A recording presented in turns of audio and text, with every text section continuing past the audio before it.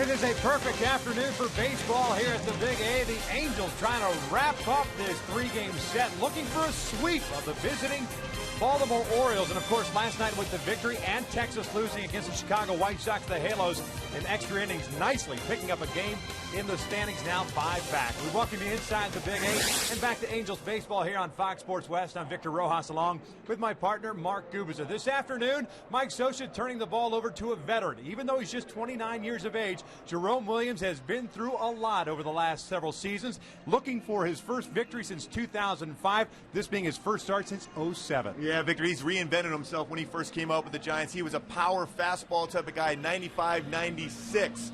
Curveball, slider, changeup. Now works down, sinks the fastball very well. Low 90s, moving fastball, slider, curve, and change. Big thing for him today is just take a couple deep breaths because he's going to get his first start since 2007, trying to get his first victory since 2005. It certainly has been a tough battle to get back here, but it's a great story. A guy that's going to go out and give the team a chance to win today with that power-sinking fastball. Well, he certainly racked up the frequent flyer miles, no question about that. Looking for that first win since 2005. He'll be opposed by Brian Mattis. Last night, an exciting game. Here's a look back at what happened just a couple of hours ago.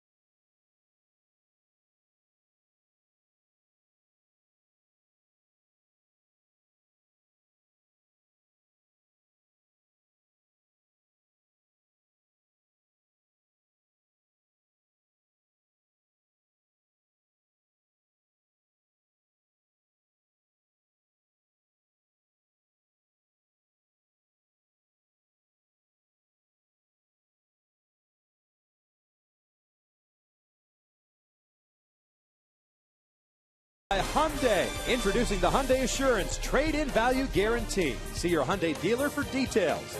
By CarMax, now more than ever the smart choice is CarMax. And by Powerade Ion 4, focus, hustle, hydrate, believe. Well, the Halos have already taken the field. Jerome Williams not wasting any time, and why would you, since it's been so long since his last Major League start?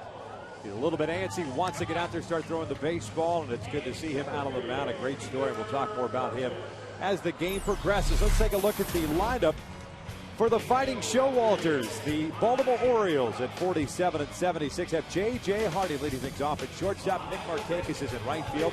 Adam Jones in center. Vladimir Guerrero, the DH and cleanup hitter. Matt Wieters gets his first start at first base. First time he's played first base since freshman year at Georgia Tech. That was a long time ago. Robert Andino gets to start at second. Felix P.A. in left field. Craig Tatum gets to start behind the plate. And Blake Davis at third. Mark Reynolds turned his ankle yesterday, that collision at first base, and that's why he's not in the lineup. You're taking a look at the 29-year-old native from Honolulu, Hawaii, by the name of Jerome Williams. Yeah, Jerome Williams, we talked about, he's going to be amped up here to start this ball game. But his work down in the strike zone, very good moving, sinking fastball. Good numbers at AAA, 60 punch-outs. A little under 74 innings pitched. Throws a lot of strikes, but work down in the strike zone, and also utilize your all-speed pitch, because these Baltimore Orioles love the fastball. They like to swing the bats. We've seen that in the first two games of the series. 12 hits on Friday night, 17 hits last night. So there is no doubt from an aggressive standpoint, that's what the Baltimore Orioles do to you. First pitch is a fastball in for a strike. J.J. Hardy went 2 for 6 last night, including a double, hitting .269 overall as that fastball ran in on him. And it's 1 ball, 1 strike. Jerome Williams pitched 2/3 of an inning. His Angels debut on Wednesday against Texas. Breaking pitch, a swing and a miss. And it's 1 ball, 2 strikes. Good slider there. Created a good angle for that pitch. Dropped the elbow enough to be able to run the fastball in. And, of course, able to throw the slider. He's going to try another slider here. Backed up on him into the camera well on the third base side, so the count remains at 1 ball, 2 strikes.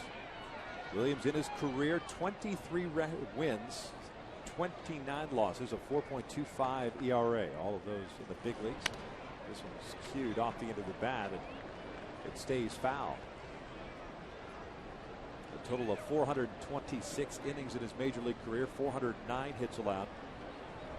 A guy who was a first-round pick by the San Francisco Giants. It got to the big leagues in 2003, his rookie campaign. Went 7-5 that year with a .330 earned run average. Ground ball toward third. Meister Sturis has it. That's how we start this game with a ground out. We'll take a look at the defense behind Williams this afternoon. Vernon Wells in left, Peter Borges in center, Mike Trout is in right field. In the infield, it's Meister Sturis, Eric Ibar, Howie Kendrick, and Mark Trumbull around from third to first, and Bobby Wilson getting a start behind the plate. And just like we thought before the game, we were talking about who the guy to talk about defensively. Meister Sturis at third base with Jerome Williams working down, whether it's a slider or a fastball. He should be very active in that third base position. There's 2 errors in 25 games for him there.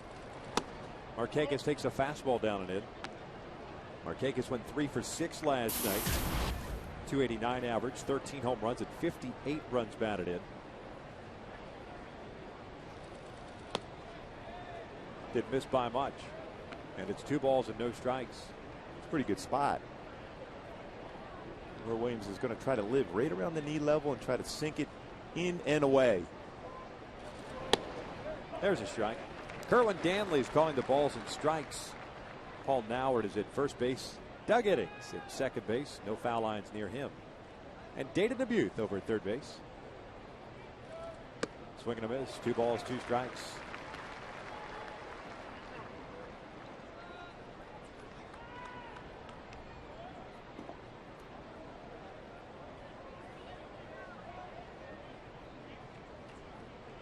Two on the way. Markakis a swing and a miss. Down he goes. 2 outs. First strikeout for Jerome Williams. And we'll take a look at our Hyundai key to the game. A little rat for you today, Victor. Well, round and round. It's been a journey for Jerome Williams to get back to the major league level. An opportunity in a pennant race to be able to help a club out. Mike Scioscia giving him that confidence to give him the baseball on a start today against Baltimore. He showed right now already he's got 4 pitches he can get hitter to swing and miss, or at very least hit it off the end of the bat. Good change up there for a punch out. Yeah, took something off of it. Adam Jones showing bunt, takes a strike. Jones last night had a big game for Baltimore, 4 for 6, including his 22nd home run. Just off the glove of Mike Trout in left field. That pitch inside. Really nice, too, of Adam Jones to go back and catch that ball off the bat of Bobby Abreu for the sac fly, as opposed to letting it land and having Abreu get a base hit out of it. Yeah, I was going to ask Bobby about that. How many nice things he's going to say to him. This one out to center field, off the end of the bat, playable for Borges. He's under it. It's a 1-2-3 inning. Welcome back to the big leagues, Jerome Williams. We head to the bottom of the first. This is Borges and Kendrick to face Brian Mattis with no score.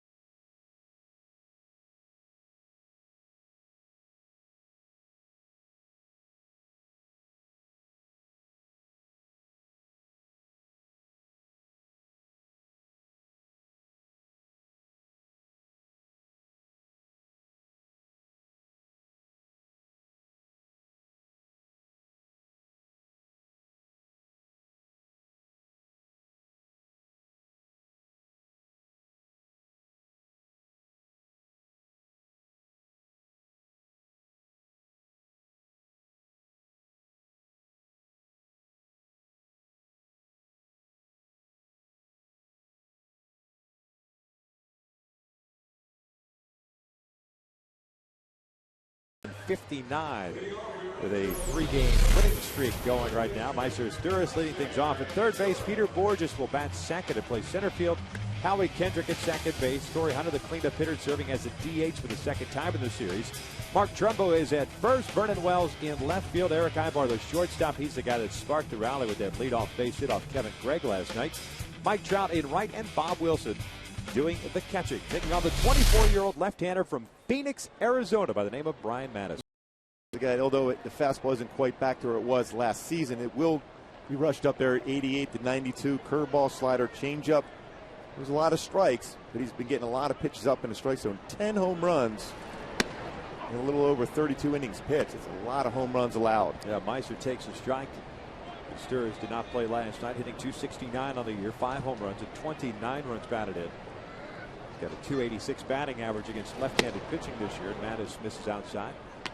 And it is 1 ball, 1 strike.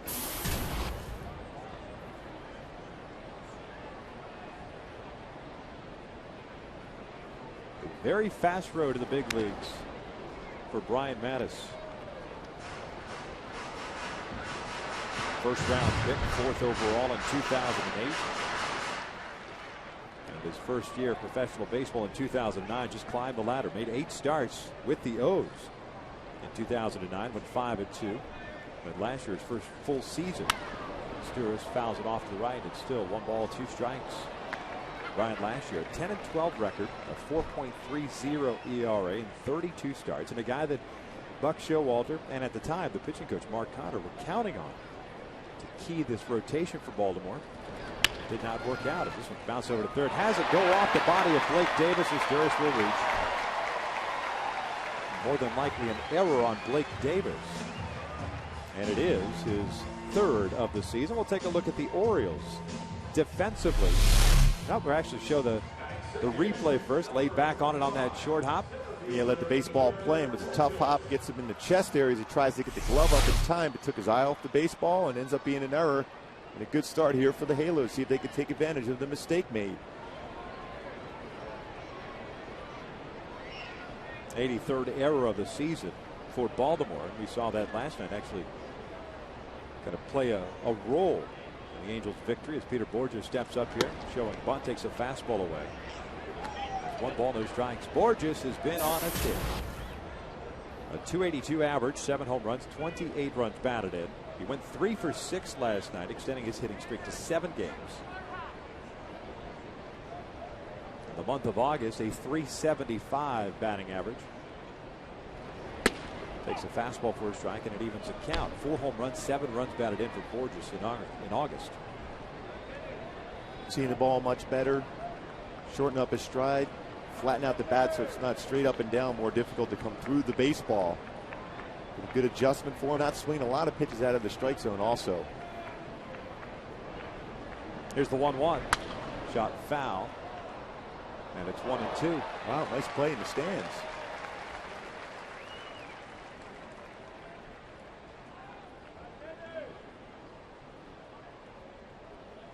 Question of the morning was, why is Peter Borges batting in the 2 spot? A good way for Meister-Sturs to get in the lineup, put him in the top of the order.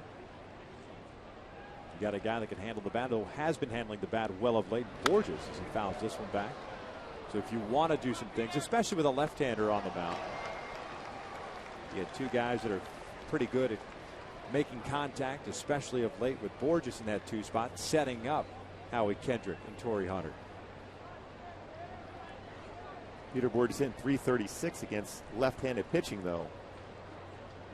More of an RBI position here in the 2nd spot. Thought process must be for Mike Scioscia. Ground ball toward short, not hit that well. Hardy flips it to Andino. They're not going to turn the double play. But they do get that lead runner at second base for the first out. Matt is getting in on the hands of Borges, who reaches on the fielder's choice, and that'll bring up Howie Kendrick. Defensively for the Orioles, you've got PA in left, Jones in center. Markakis is in right.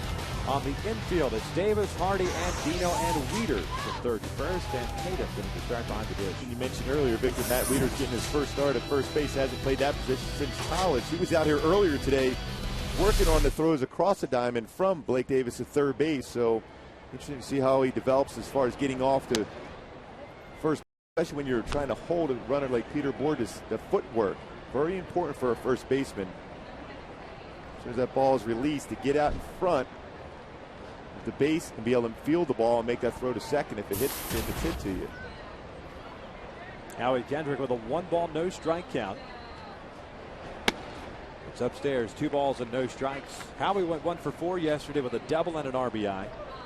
A .290 overall average, 9 home runs, 40 runs batted in now, 27 doubles and 2 triples.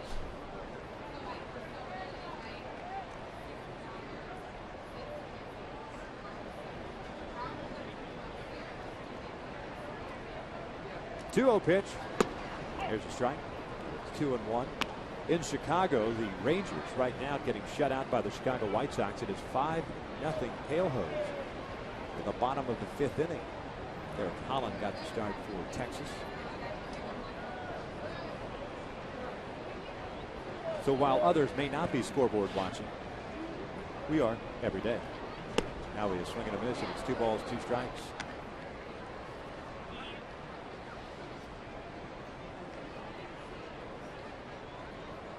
Well, you just couldn't ask for a more perfect day for baseball here. Very few clouds, slight little breeze.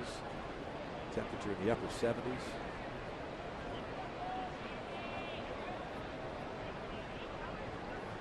Here's the 2-2. Fastball upstairs. Full count now. Be a slight contrast when we go down to Texas next weekend, Yeah, where the coolest day is going to be, what, 107? Yep. Looking forward to it.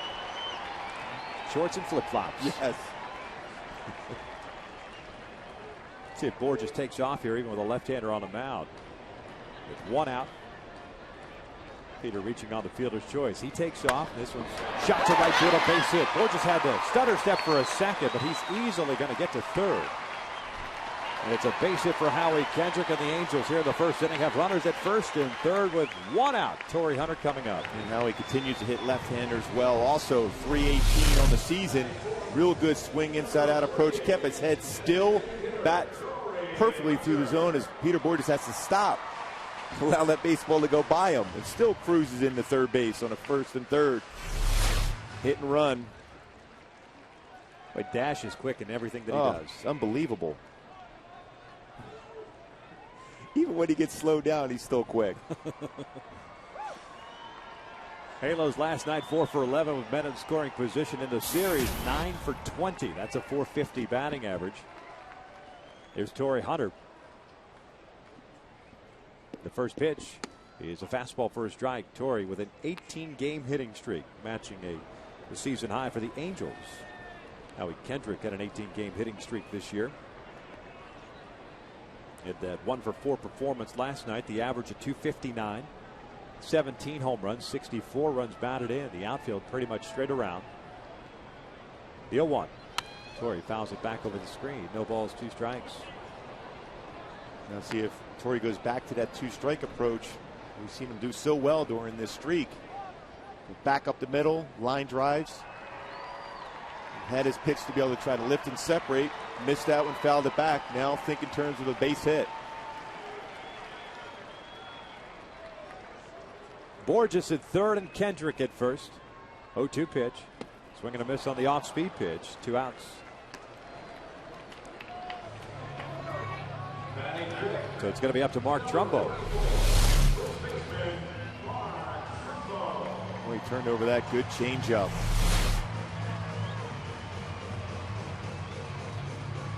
And has that ability to get a swing and miss on his off-speed pitch.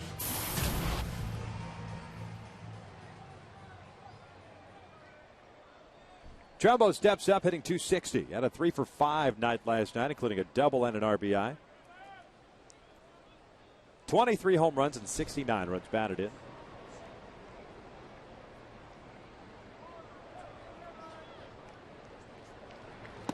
The fastball missing downstairs.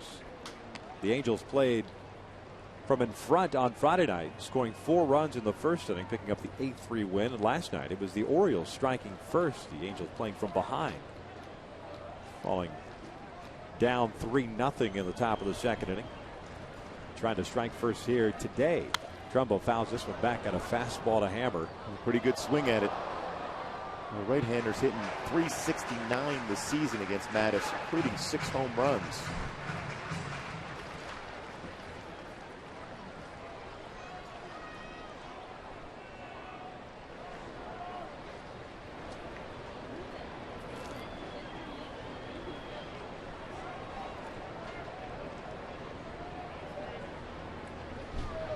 One pitch, pulled down the line and fouled. Marked down in front of that one. It's 1 ball, 2 strikes. And it's a changeup again. Just have to stay back a little bit longer. Your approach against Mattis has got to be thinking in terms of right center field early. If he makes a mistake inner half of the plate, that's when you can hit the ball to left field if you're a right-handed batter. Shook off a fastball in, now going fastball away. Here comes the 23rd pitch of the inning, and this one's fouled back over the screen. A lot of strikes for Mattis. 17 of the 23 have been strikes. He's given up a base hit and has struck out a man. First 3 guys reaching. One on the error by Davis. That was Asturias. Meister had raced on the fielder's choice. Off the bat of Bourjos, and Kendrick with a base hit, putting runners at first and third. Another 1-2. Trumbo bounces it foul.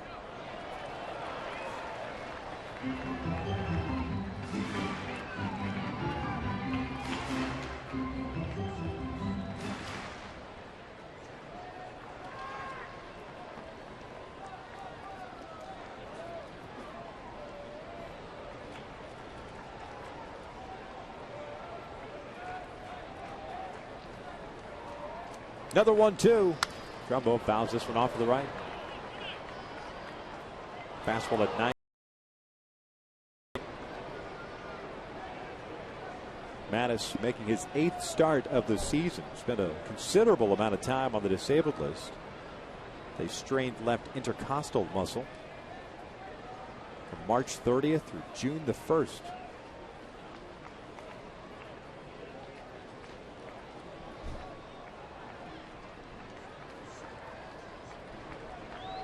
The pitch. Trumbo chases the high fastball, and the Angels strike out the last 2 outs of the first inning, leave a couple of men on. One complete here at the Big A. We have no score.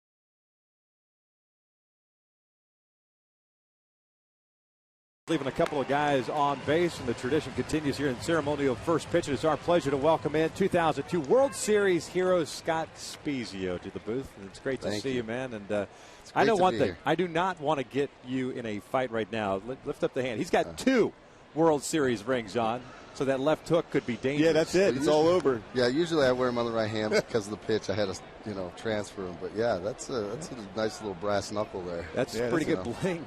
Yeah, except it leaves your name on the victim. Oh. Which isn't good with the police. Yeah. I found out. Evidence is not good. No, it's not good. It's not good. How have you been, man? I've been good. Good. Yeah, it's I've got a lot of time to spend with my kids. My 3 kids back in Morris, Illinois, and got a little man cave out there, and basketball court, a hitting cage, kayaks, 4-wheelers. So we have a lot of fun. Yeah, Spees, reliving that World Series home run again. The fans just went nuts when you went out there to throw out the first pitch. That still has to be a great feeling for you. Oh, it is. I don't know if I need to quit talking when you guys are like. Oh, don't even worry about it. Peter Borges in the outfield, he'll catch anything that stays in the building. All right. No, it was great, to be able to throw out that first pitch. I've never done that before in my life, so got to have my dad catch it there, or almost catch it.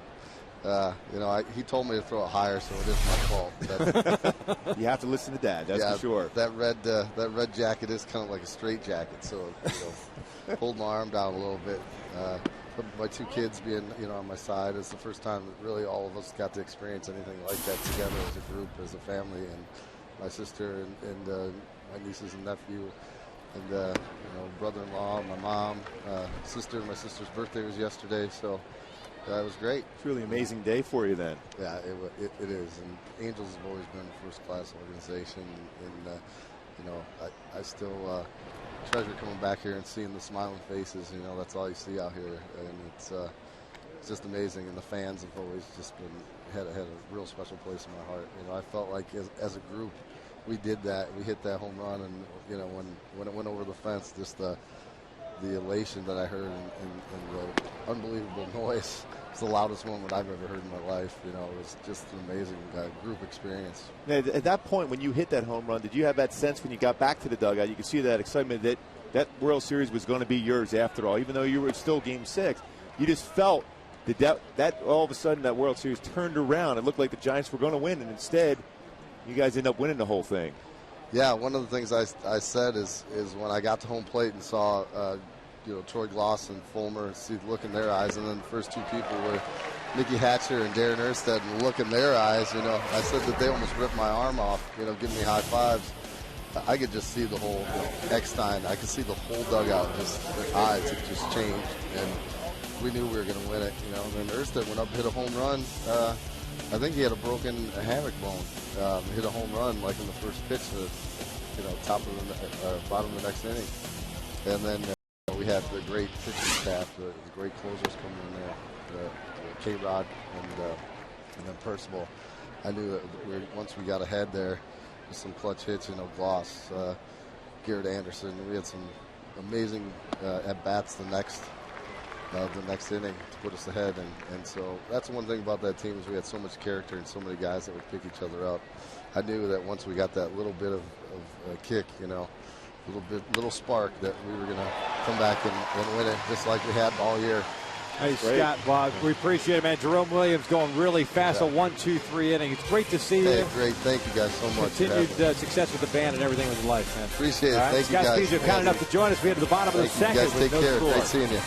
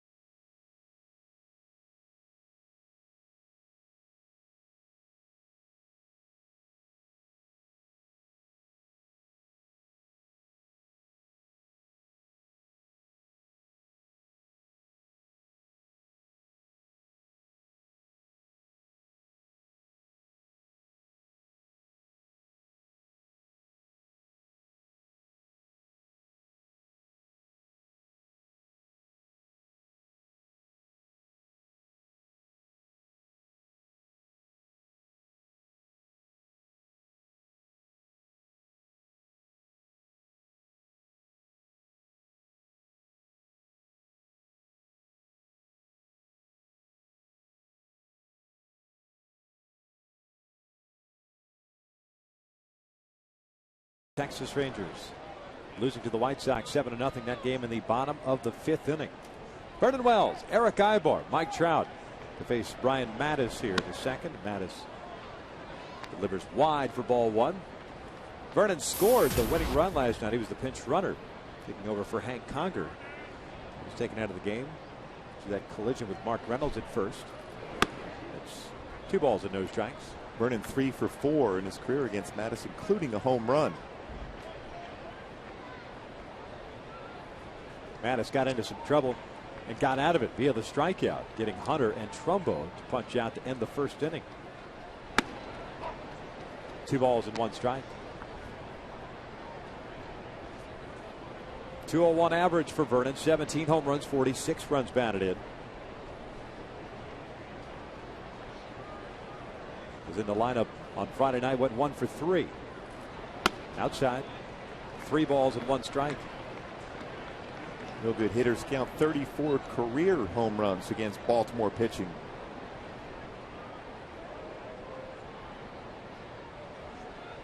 Three-1 from the lefty.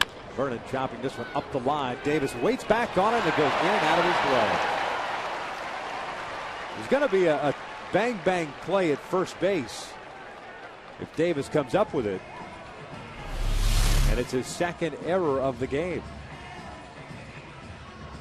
Or just trying to catch it and throw too quickly instead of looking that ball into the glove. Reaches up and is already in position to try to throw. It would have been a long throw over the first base. And another error. You got to take advantage of these opportunities. Missed that in the first. Yeah, no doubt. Meiser reaching on the error by Davis to start the first inning. Fastball upstairs, 1 ball, no strikes. And we saw before the game as we were talking about Matt Wieters getting his first start at first. With Reynolds missing today's game.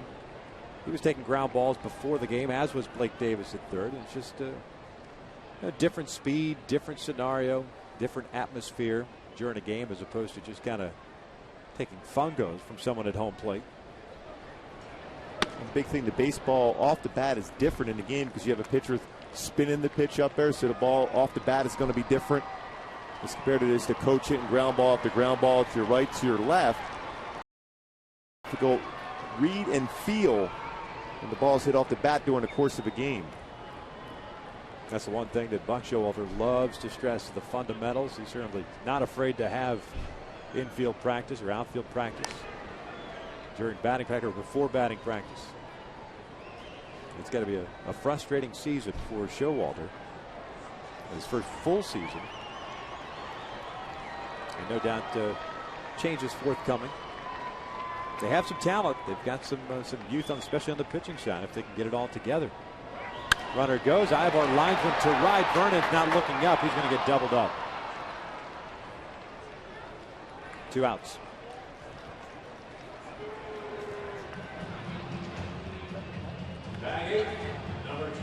You know, hit and run, you're at the mercy of trying to be able to pick up your third base coach or read where the ball's hit. When it's hit behind you, when you're going on a hit and run, it's difficult to pick up. For Vernon Wells, it ends up being a double play.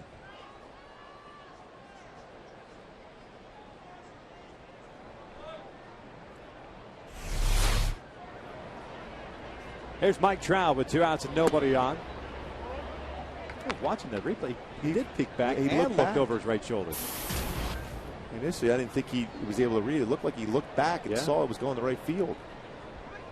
Must have not have anticipated Markakis getting to that baseball. 2 balls and no strikes.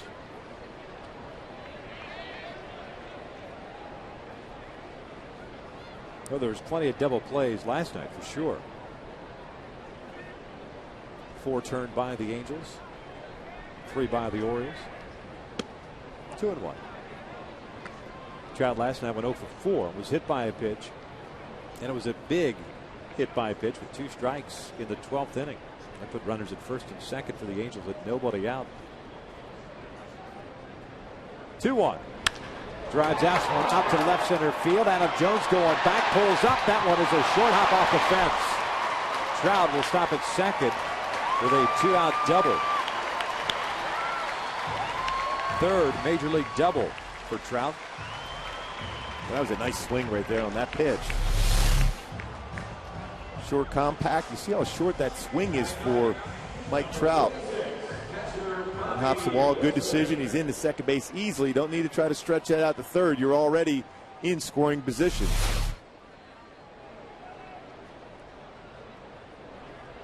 So 2 outs and a man in scoring position now for Bobby Wilson.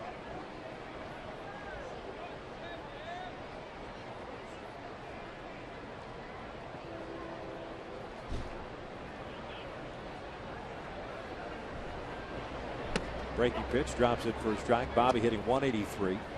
4 runs batted in. He's got 6 doubles on the year. He's behind the plate Friday. Went 1 for 3. Base hit. That was against the left-hander JoJo Reyes. 0-1. Outside. 1 ball, 1 strike. So they're trying to stay away from Bobby. Curveball outside corner, fastball, try to sink it away. Bobby's power swing is on the inner half of the plate.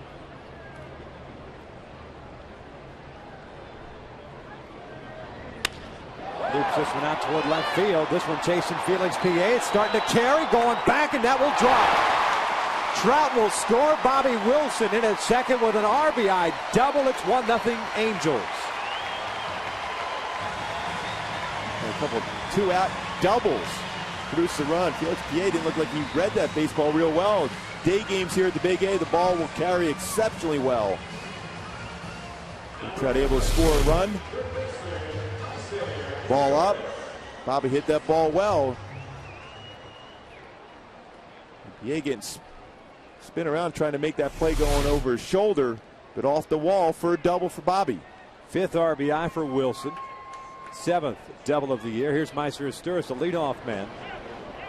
Takes the breaking ball for a strike.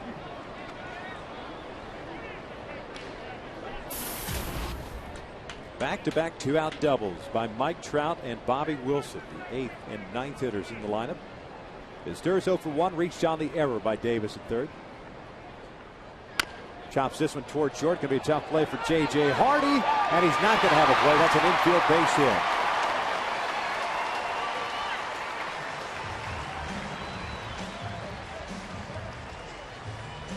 Real tough play. You have to come in on the bare hand. Difficult play for a shortstop. Not used to have to make that type of play. J.J. Hardy has a little different delivery as far as throwing the baseball. It makes it even more difficult to come in the bare hand and make that play as it hits his thumb. I tell you what, he's fortunate that that ball actually hit his hand and stayed in the infield, because Davis was breaking to his left. That's a run scored. That ball trickles out beyond, beyond Hardy, and Bobby Wilson just keeps on running. There's Peter Borges, 2 on, 2 outs. It's a breaking ball for a strike. Davis playing in on the grass at third base, even with 2 outs. Borges 0 for 1, reached down the fielder's choice in the first inning.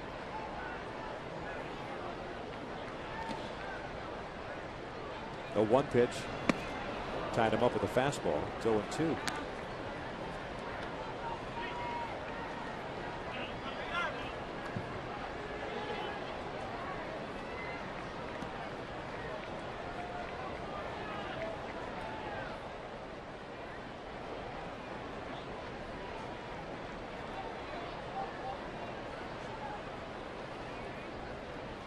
Oh-2 on its way.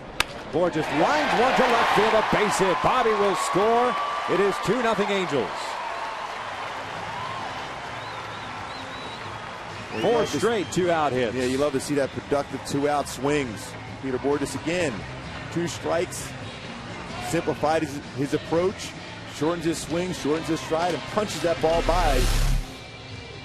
Davis at third base, tried to turn that one over, got a lot of the plate.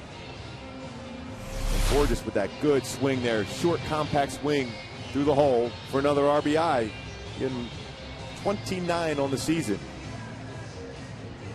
Rick Adair, the pitching coach, out to talk things over with Mattis, who's thrown 46 pitches so far, 32 strikes, 14 balls.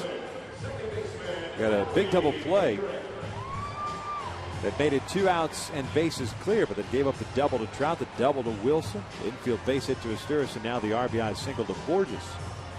So that error by Davis off the board. This is all on the left-hander on the mound. Howie Kendrick at the plate. He had a base hit to right field his first time up. Asturis at second, Borges at first. J.J. Hardy started to cut in behind Asturis at second base, so Mattis, the courtesy spin move.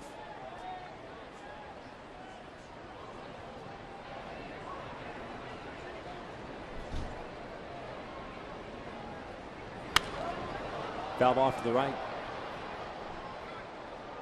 No balls and a strike on Howie. We had a rough stretch, the end of July creeping into the first couple of weeks of August, but of late has been swinging the bat much better.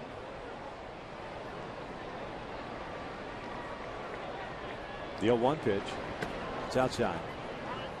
1 ball, 1 strike. The Angels with 5 hits so far, 4 of which have come here in the second.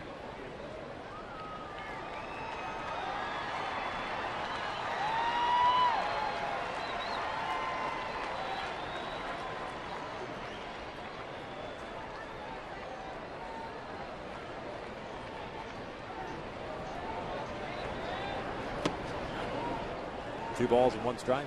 All of a sudden, the command of the strike zone. Mattis is going away from Howie. Around 320 against left-handed batters. This should be a pretty good pitch to hit.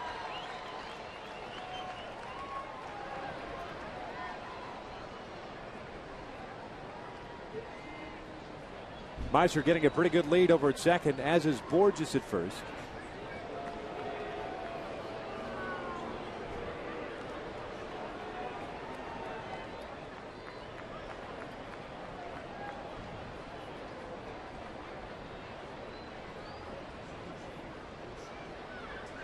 And 2-1.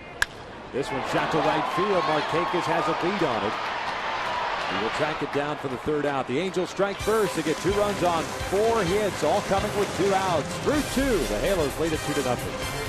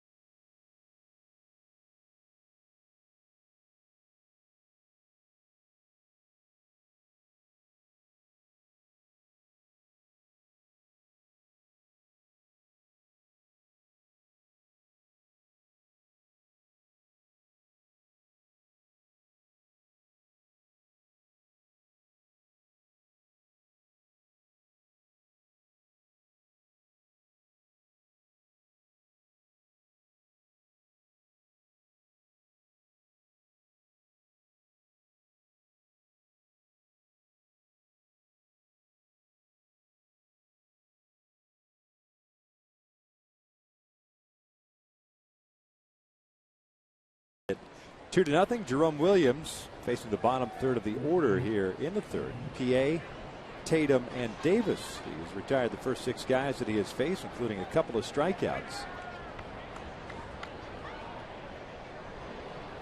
First start for him since 2007. And he is showcased through the first 2 innings, all 4 of his pitches, as PA takes a strike. Felix hitting .224, no home runs, 7 runs batted in. A guy who's got terrific speed, although has played that ball out in the outfield. Double by Bobby Wilson. I should say misplayed. Kind of took an interesting route to that baseball. We didn't anticipate the carry of the baseball here in the day games. Yep.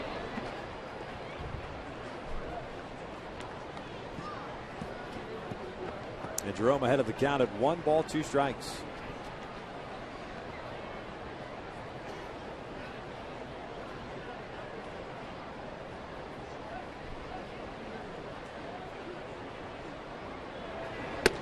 Trying to get that inside corner with a fastball. Good life on it at 92. It's 2 balls and 2 strikes. A young man who has pitched with the Giants, the Cubs, the Nationals, and now the Angels in the big leagues. This one's ruled foul. He sells that all-speed pitch very well.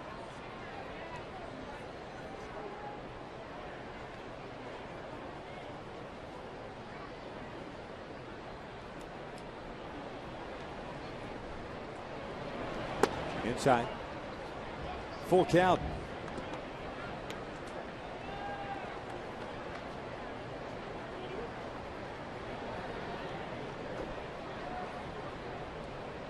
Payoff pitch. Okay, strikes out, swinging on the change piece. There is the first out of the inning.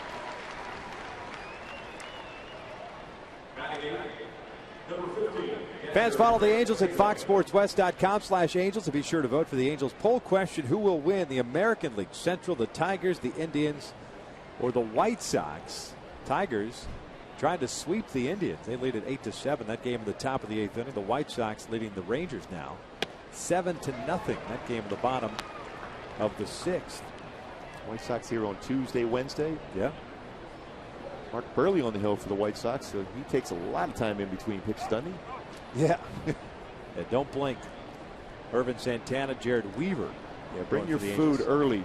Just park it by the TV and relax, because Burley takes no time. Yeah, you don't even have to worry about the restroom breaks. Not needed.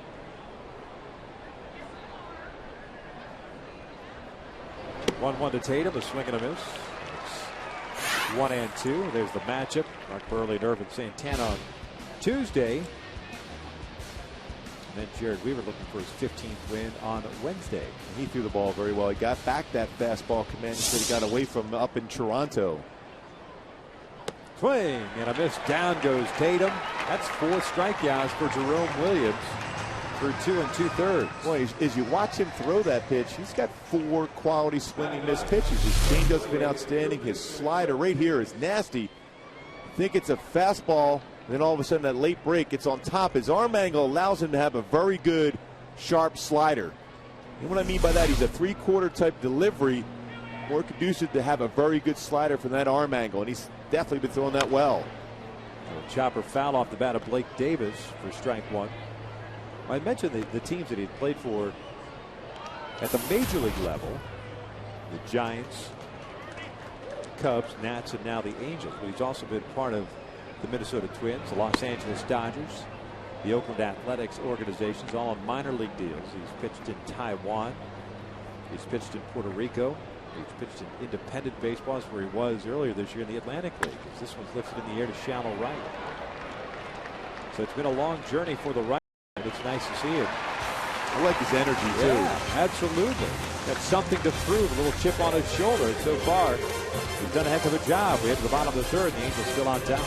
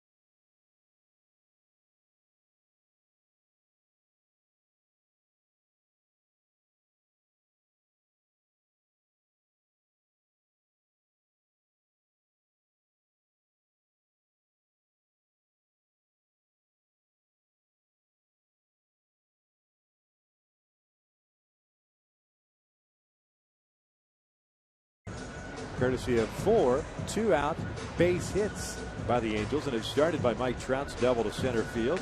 Bobby Wilson had a double, picked up an RBI, his 5th of the year. Historis with back-to-back, or Historis and Borges with back-to-back singles. Borges picking up the RBI, thus giving the Angels a 2-0 lead. Here in the 3rd, it'll be Torrey Hunter, Mark Trumbo, and Vernon Wells against Mattis, who has 2 strikeouts, no walks, and 5 hits allowed. Torrey looks at a strike. Hunter 0 for 1, struck out. The off-speed pitch in the 1st inning. 2 strikeouts for Mattis.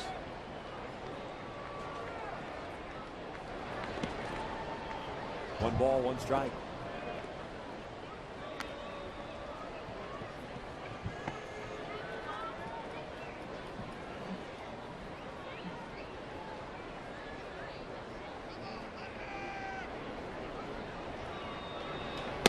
Torrey takes a strike on the outside corner, 1-2.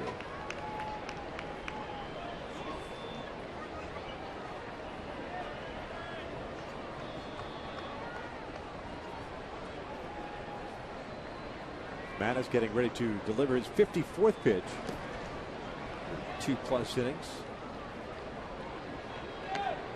Is he going to show a fastball off the plate inside against right-handed batters. Change-up, sinker, curveball away.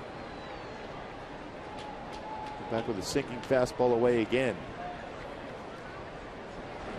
Upstairs, full count.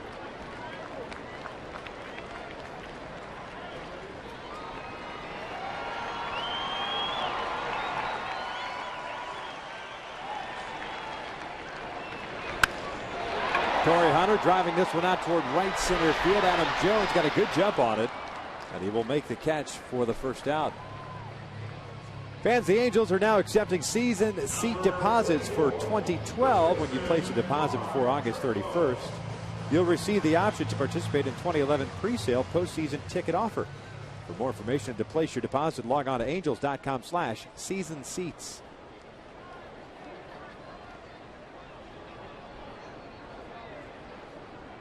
There's Mark Trumbo, a strikeout victim himself in the first. He's 0 for 1. Loops this one out toward right center field. Markakis was playing deep, has to come on and make the running catch. 2 outs.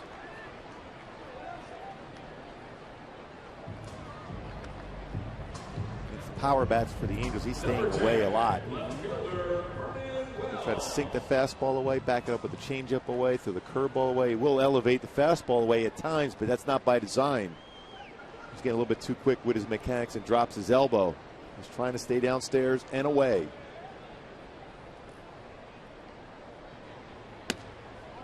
Fastball just misses outside to Vernon Wells, who reached on the error by Blake Davis. So he's 0 for 1.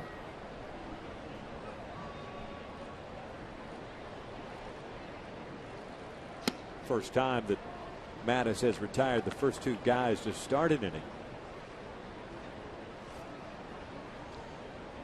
Sturis and Wells, the leadoff hitters in the first and second inning respectively, both reaching on the errors by Blake Davis at third base. 2-0 pitch. Skies this one out to left. PA comes in. Having troubles with it. Can't find it. It falls in there. Wells trying to get to second base, and he is in there. And you knew you were in trouble as a left fielder if you're an Orioles fan when you saw Adam Jones at the last minute start to sprint over there to try to get to that baseball. He read that right away that PA did not see that ball. Look it up, and Adam Jones was coming flying in to try to be able to recover and make that play, or at least be in position to back up. Felix PA, that high sky, we talk about it often in day games here at the Big A. Very difficult sky if you're not used to it. It goes as a hit. It's a double for Vernon Wells, his 10th.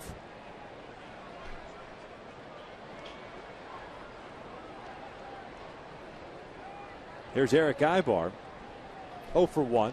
Vernon takes off for third. He is in there safely, and the throw goes into the outfield. The Angels lead us now 3-0. Boy, the Orioles defense today has just been atrocious. It's giving up runs, giving opportunities to the Angels. Running those spots right there with 2 outs. When you're given the green light, it's basically you better be safe. And he had a great jump. And Tatum's throw to third base was low. Gets by Davis at third base. See about 5 or 6 steps in stride. So get in there and score a run, a gift run. Ibar trying to bunt his way on, pops it up. Tatum makes the catch on the slide up the line. That will end the inning, but the Angels get a gift run. We played 3. The Halos lead at 3-0.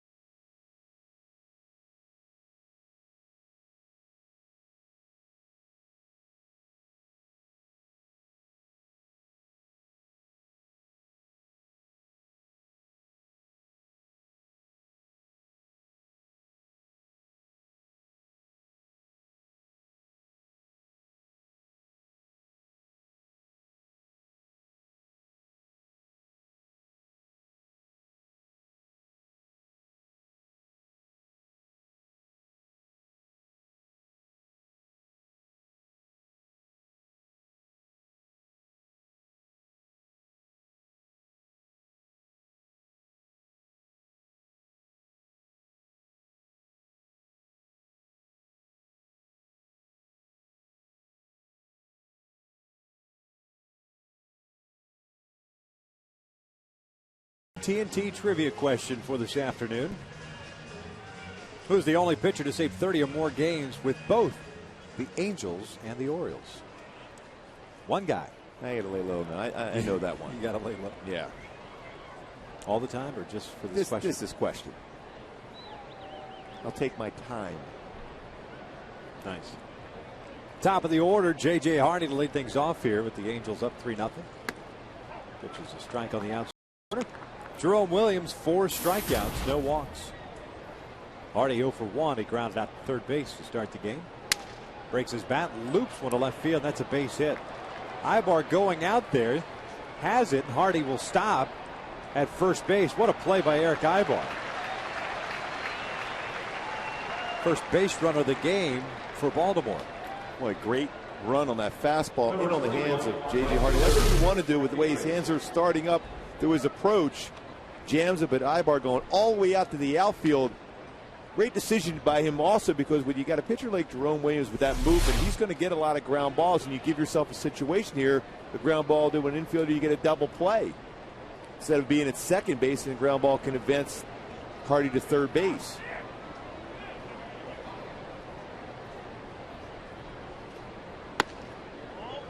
Markakis takes the fastball upstairs. The Orioles right fielder struck out swinging in the first innings. He's 0 for 1.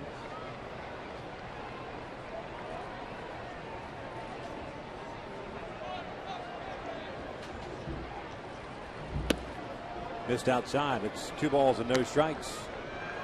First time today that Williams has had to work from the stretch position. And you wonder if he'll be able to maintain that good arm angle he had from the full windup.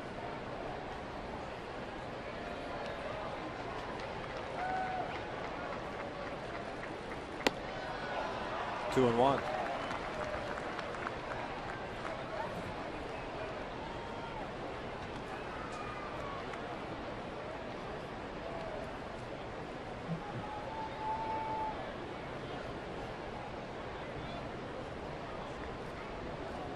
Short lead for Hardy at first base. Markakis rolls it foul in the count. Is it 2 balls, 2 strikes now? Continuing that good job of changing speeds for Williams. Those Baltimore Oriole hitters out in front.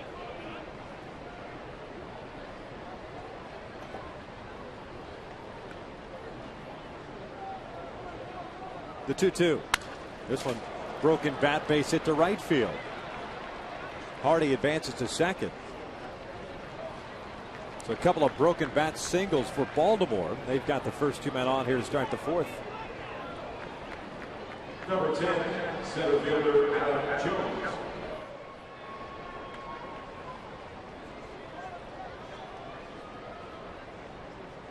Adam Jones stepping to the plate. 0 for 1. And a fly ball to center field off the end of the bat to end the first inning. The Orioles last night 5 for 15 with men in scoring position. 9 for 27 in the series.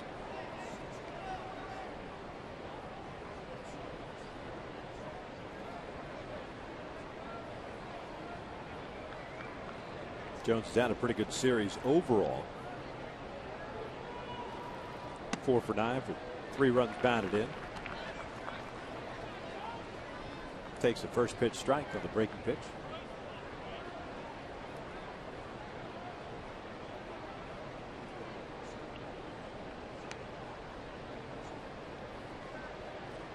Oh, 1 pitch. Jones grounds one toward the hole. Ibar has it go in and out of his glove. Everybody's going to reach. So the bases are loaded here with nobody out. Infield single for Adam Jones.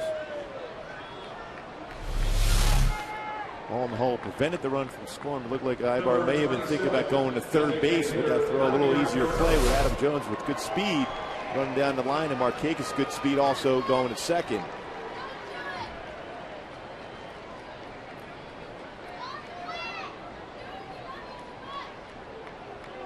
Maintain your confidence if you're Jerome Williams. Think in terms of a ground ball once again. Hopefully it's at an infielder. You get 2 outs at 1 swing. Yeah, it's nothing to get down about as far as the hits that you've allowed so far in this inning. The only base runners that you've allowed in the game. made a great pitch to Hardy, snapped his bat, flared it to left. He broke the bat of Markakis with 2 strikes, flared it to right. And now the infield single to Adam Jones. So you're still making quality pitches. Just assume if you make another quality pitch, you have a chance of getting 2 outs with that pitch. Vladimir Guerrero at the plate, 0 for 1, a fly ball to center field, leading off the second. Swinging first pitch, fouls it off to the right. The Orioles have Hardy at third base. Markakis is the guy at second. Adam Jones at first. Halos with 2 runs in the second, 1 in the third, lead at 3-0. Baltimore looking to strike here in the fourth. 0-1 pitch. Found it out of play. Boy, good spot, back-to-back pitches.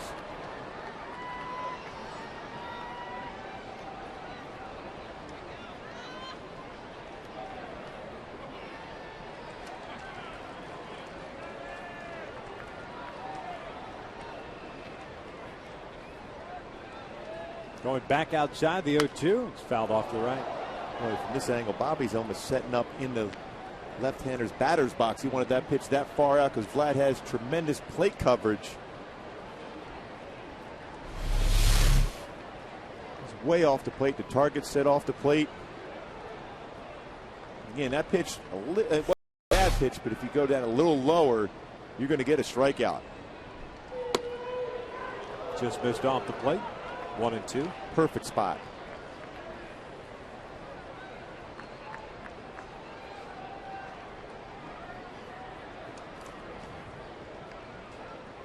Outfield straight around against Guerrero. Here comes the 1-2. Vladdy strikes out swinging. There's out number 1. Boy, tied him up with that sinking fastball down and in. Well, that's why that 0-2 pitch is so important. Just missed off the corner, so Vlad's got to be thinking he's going back outside. He's going to try to get me to swing at that. Instead, he threw a 2-seam fastball, turned it over with great movement underneath the hands of Vlad. Generally a spot that Vlad is very effective as far as hitting, but because the pitch before was so effective, he gets the punch out. Now facing Matt Wieters. First pitch is a strike. He got Wieters in the second inning via the strikeout on a changeup.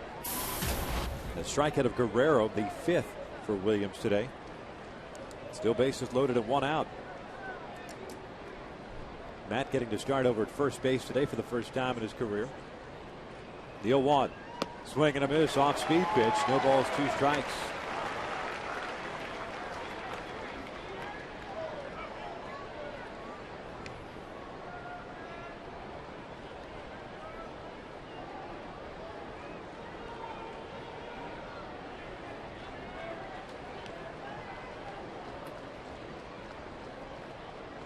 Oh, 2 on its way. Down and in. 1 ball, 2 strikes. 3 straight hits for Baltimore here in the fourth by Hardy, Markakis, and Jones. Loading things up. Guerrero with a strikeout. The first down here in the fourth.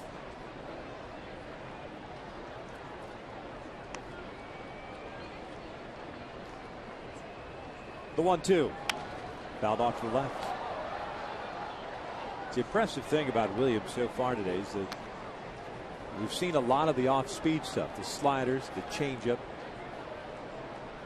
but still has enough giddy up on that fastball and movement on that fastball to make guys who are very good hitters like Matt Wieters differential Hardy on that fastball. Exactly, with great movement and not afraid to throw that 2-seam fastball inside the lefties.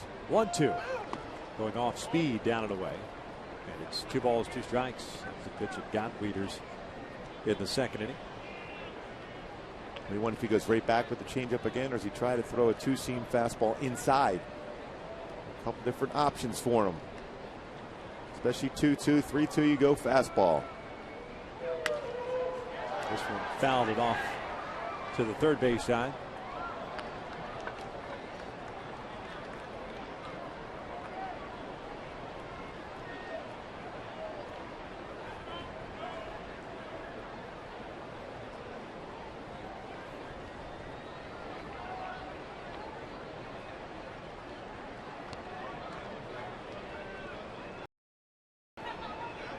Another 2-2. Wieters takes that pitch inside. Full count. He missed by a lot. Just a bit off the inside corner.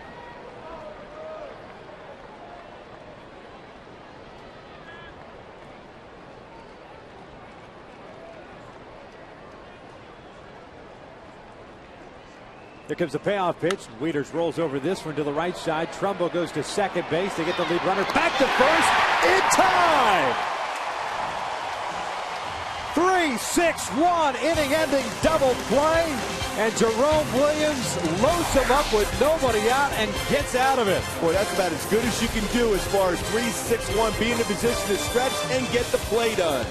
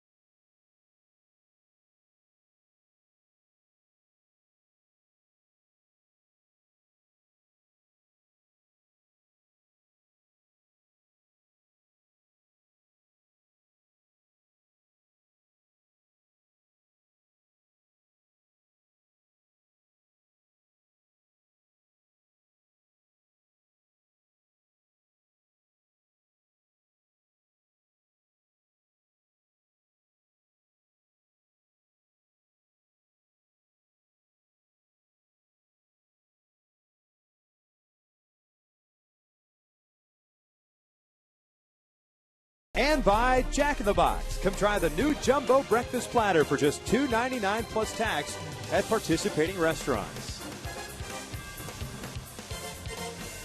Boy, what a nice play by Mark Trumbo to start that double play. Gorgeous day in Southern California. Gorgeous day to be here at the ballpark for sure to watch Jerome Williams get over to first base. Bases loaded, nobody out situation, and no runs. He did it perfectly. Cut the angle going towards first. A lot of times you're taught as a little leaguer to go up the line with the runner. Now he cut the angle off, got to the base quicker, and was able to stretch and get the out. A perfect feed, too, from Trumbo over to Ibar. Be able to avoid the slide from Adam Jones.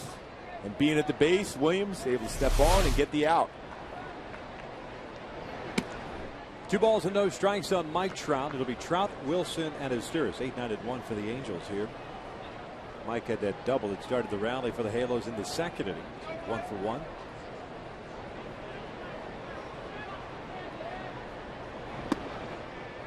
(3-0). Knowing Mike Scioscia will give Trout the green light, even though he's a rookie, just barely turned 20 years old. Just the trust in knowing the strike zone enough if it's a good pitch to hit. Takes a strike, 3-1. The double for Trout in the second inning, his third in the big leagues this year.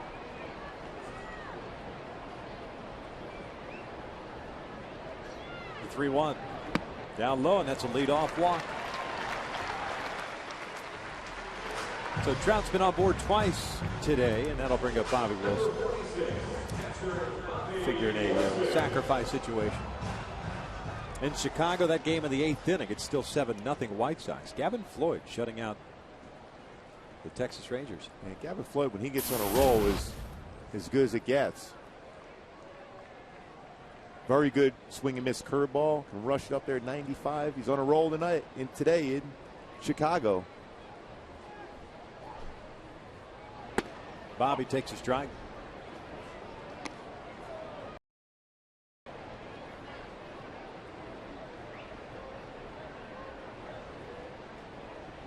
Wilson with an RBI double in the second, so he's 1 for 1.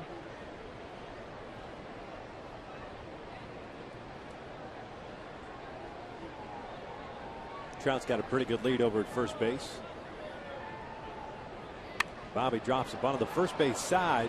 That is only plays to first base. Trout getting a good jump. So man in scoring position as Wilson gets a sacrifice bunt. We'll go back to our AT&T trivia question for today. It was the only pitcher to save 30 or more games with both the Angels and the Orioles. Lee Smith. How's he not in the Hall of Fame? Exactly. Took a while to get from the bullpen to the mound. But once he got there, a lot of strikes and a lot of success. There's Meiser swinging through the first pitch. It's no balls and a strike. Imagine if he hit you with a pitch and you thought about charging the mound. No. You take about 2 steps and go, nah, it's all right. Thanks for hitting me. I'll go to first. I mean, unless you could get in there and stick and move against him because he was kind of slow moving, slow of foot. 0-1 pitch. Strike on the outside corner, 0-2.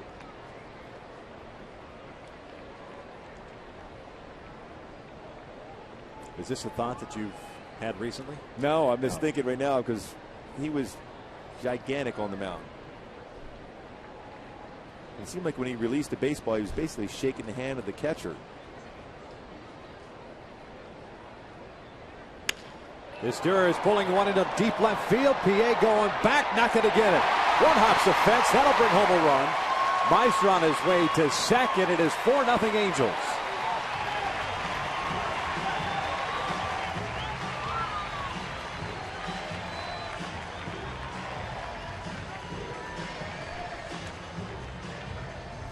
PA continues to play shallow in left field. Fastball or cut fastball, inner half and down. Meister dropped the head of the bat, hits it over his head for a double. Again, the baseball carries extremely well here during the day.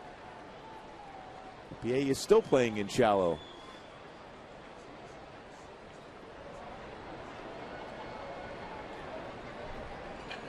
So Estura in scoring position for Peter Borges. It's at the off-speed pitch upstairs. The double for Meister is 27th. Picking up his 30th run batted in.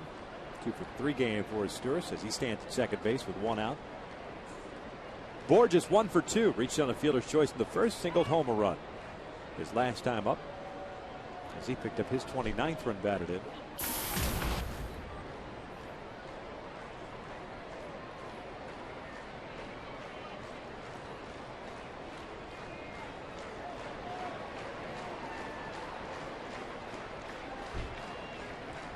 Estura takes off. The pitch is a strike. The throw down.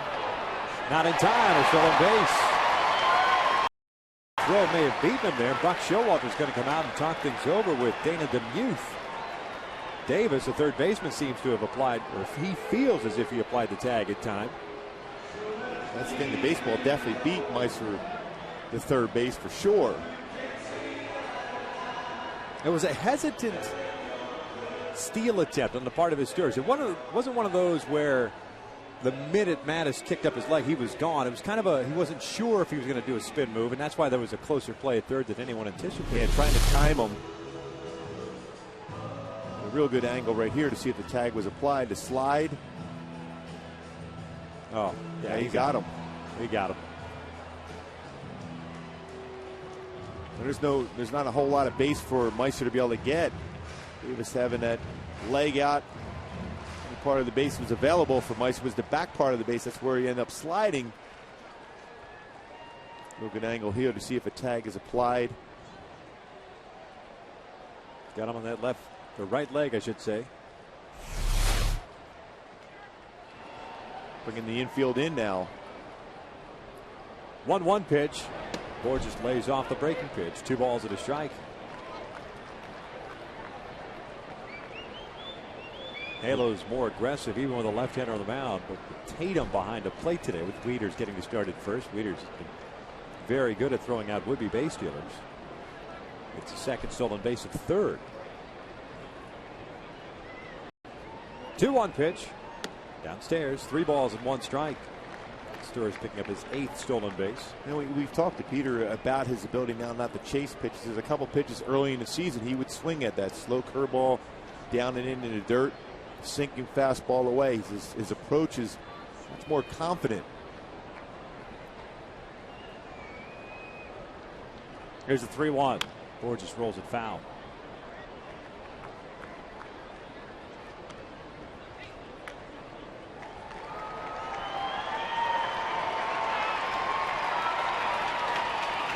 Borges with that base hit in the second, extending his hitting streak to 8 games.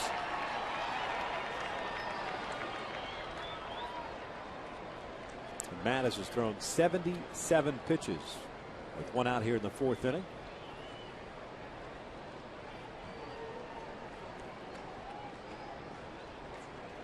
Three-two on its way. Borges pulls one down the line. The question is if it's going to stay fair, and that is gone. Big fly for Peter Borges. 2-run shot makes it 6-0 Angels. Boy, Peter Borges all of a sudden with a power swing. 8th home run of the season. Now 30 and 31 RBI. When they approached, shortened his swing, got a pitch he was able to get in the air with Meister at third base, an opportunity to bring him across with a fly ball. He does so and scores himself with a 2-run home run. 3 RBI game for Borges as Howie fouls off the first pitch, and it's 0-1. 3rd straight game with a home run for Peter Borges.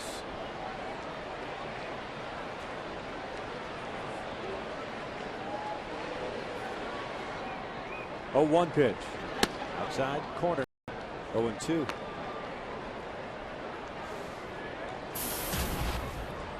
Howie 1 for 2 with a base hit and a fly ball to right.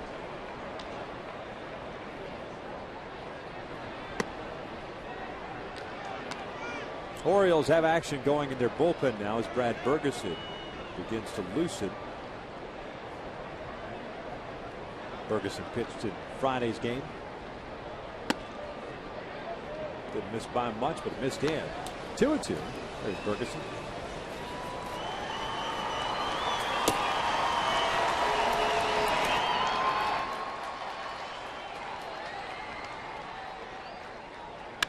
Now he shoots one out to center field. Adam Jones playing shallow makes the catch. 2 outs.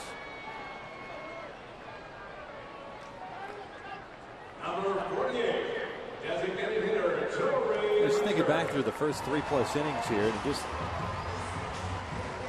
you know, pitchers sometimes you can sit there and say, well, the defense has let him down. And certainly the Orioles have not played solid defense today, but there have been situations where it's been in the hands of Mattis, and he has not taken advantage of it, making the pitches when he's needed to and throwing more strikes. As Torrey lifts one out to straightaway center field, chasing Adams Jones back, still going back at the wall, leaps up and makes the catch, and Torrey Hunter can only help but smile as his good bud Adam Jones. Yeah, why did you tell him how to do that? Yeah, that's what you get for taking him out to dinner and teaching him how to do it. The Angels do get 3 here in the 4th, lead it 6-0.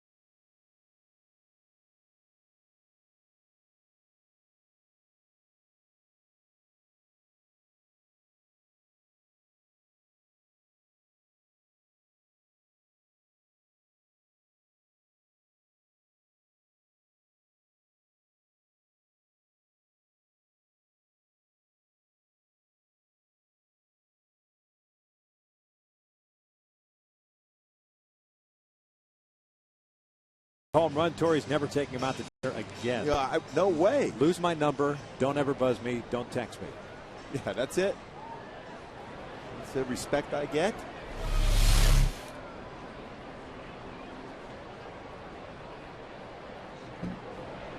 It's not right. It's not the way it should be. Well over the fence. Well, if Torrey drops on us later on that he reminded me of a young me at that point, that's true, because that's how Torrey got it done in center field for a number of years.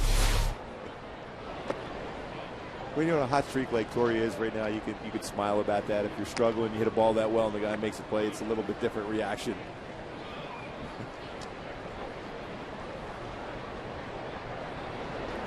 1-1 pitch, fouled back 1-2.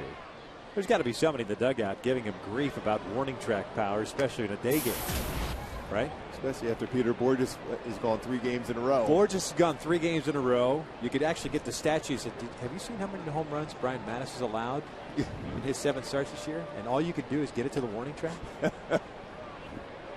I'm sure we'll have a great response. Got it off the end of the bat. Yeah, off the end of the bat. He got jammed. Yep. Wind was blowing in extremely hard at that point, because every time he hits a home run, he always says the wind's blowing out. This time around, it was a gale force wind in. 2 balls, 2 strikes here on Robert Andino, who lined out softly to Williams his first time up. Shoots this one out to the alley in right center field. Tailing away from Borges, can't get it all the way to the wall. Andino with decent speed gets into second with a leadoff double. Second straight inning in which the Orioles have had their leadoff man on board, but that's the first ball that really squared up by an Orioles hitter. Got around, looked like on that fastball, his elbow dropped a little bit more so than normal for Jerome Williams. Again, he's forcing Baltimore to swing the bat. No walks so far. 5 punch outs.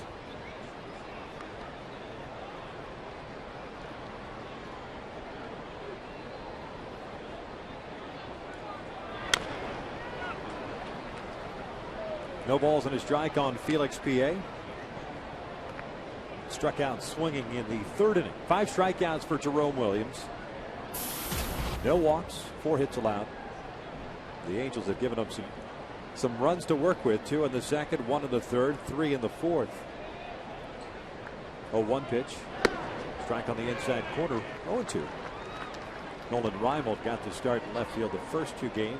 PA getting the start out in left field this afternoon. It's been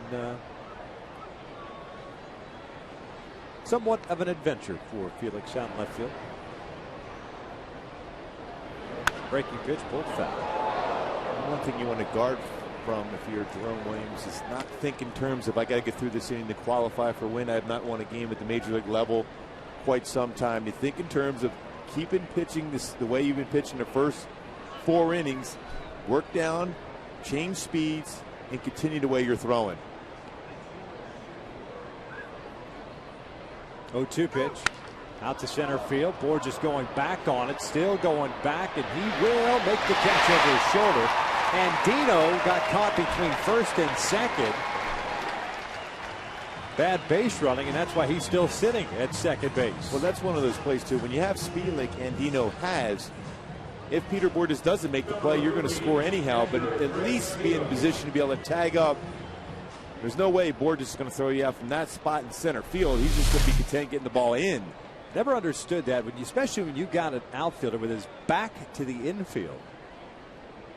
You could be standing at second base. If that ball drops, you're going to score easily, especially with his speed.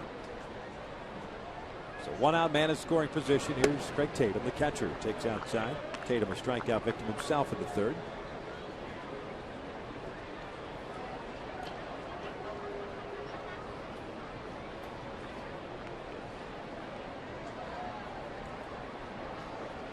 One-0 pitch.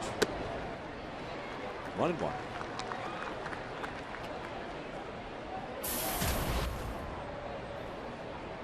The game in Chicago is now 9-0 White Sox. The Angels with an opportunity to pick up another full game on Texas. Head into the off day tomorrow, possibly with a deficit of 4 games. While Texas goes home to start a 4-game series against the Boston Red Sox. Halos have the White Sox in town Tuesday, Wednesday, another off day on Thursday. Travel day to Texas. 1-2, 3-game series against the Rangers coming up next Friday. And then after that series up to Seattle for a 4-game series. Tough schedule for the Rangers, but the bottom line is the Angels have to take care of business. They got a nice lead right here. They got to be able to finish that off, and that's the bottom line here. Swing and a miss. Down goes Tatum. 2 outs. Strikeout number 6 for Williams. And one of the most affordable ways to see the Halos play is with the JetBlue Friends and Family Pack. This deal includes 4 tickets, 4 hot dogs, and 4 sodas. For how much, Gooby? $44. The next Friends and Family Pack game is September the 2nd against the Twins at what time, Gooby? 7:05. To purchase your tickets, visit the Angels Stadium ticket office or log on to angels.com/funpack. There you go. 2 outs. Man in scoring position here. Blake Davis, a third baseman, is at the plate. Davis hit a fly ball to right field to end the third. Looks at a fastball downstairs. Allegedly, the ball one. That was a real good pitch. And his arm angle he's able to create now. I remember when he came up with the Giants, a power fastball. A great movement on both sides of the plate. 1-0 pitch. 2-0.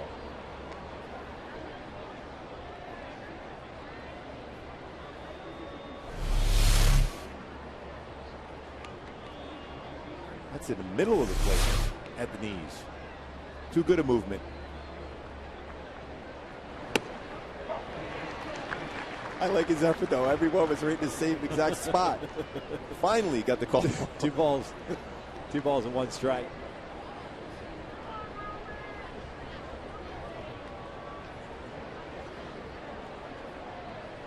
It's a tough job being an umpire, man. It really is.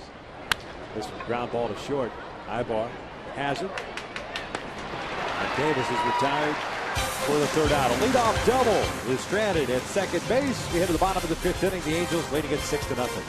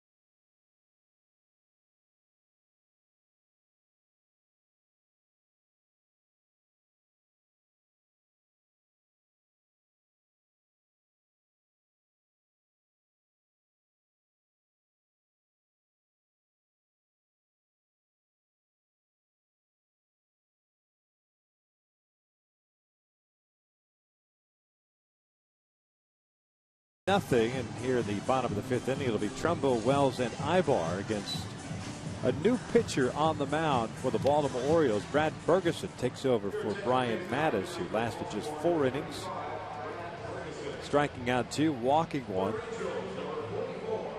and leaving with a deficit of 6-0. Ferguson, the guy too that will throw his 2-seam fastball to both sides of the plate, an occasional 4-seam fastball, 87-93. Pretty decent slider and a changeup. Mattis gave up 6 runs, 5 earned, and 8 hits, including the home run to Peter Borges. Mentioned Bergeson pitched on Friday, went 1 inning. Facing Trumbo as that pitch. This is inside. 1 ball, no strikes. Mark is 0 for 2. A strikeout and a fly ball to right.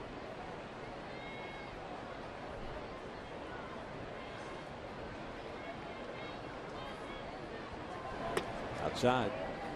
And it's 2 balls and no strikes now. Baltimore with an 8-man bullpen.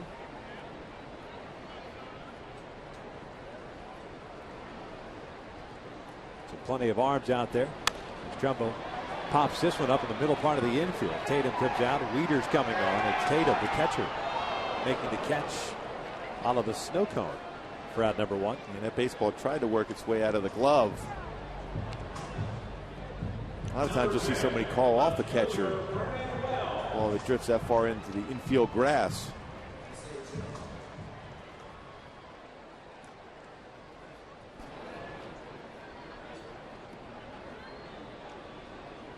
So Vernon Wells steps in with 1 out, nobody on. It's Bergeson, just 25 years of age. Vernon lifts this one in the air to shallow right. And Dino, with his glasses gleaming, drifting back on it, makes the catch. And there are 2 outs. 2 pop-ups to start this 5th inning. Former product of Foothill High School. Look where Phil Hughes went to also. I think. The New York Yankees. Brad, a 4th-round pick of the Orioles in 2004.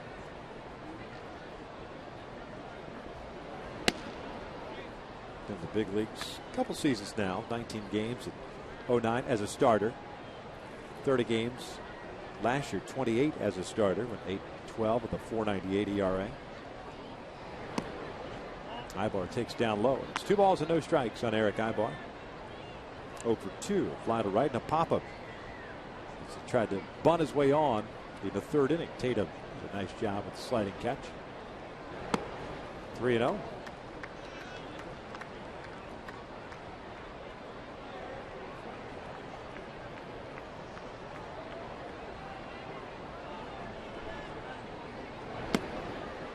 That's a 4-pitch walk.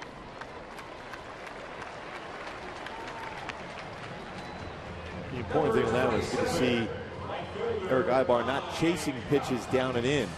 Continue to try to throw those pitches time, track them much better. Good sign for him. Even though it's just a walk, it's seeing the baseball better. Brings up Mike Trout. Been on board twice. A double and a run scored in the 2nd, a walk and a run scored in the 4th.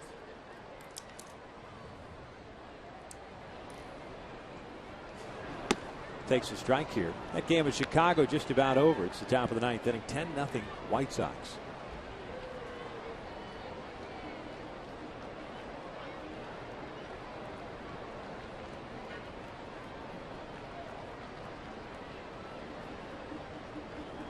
Quick throw to first. Ibar diving back in.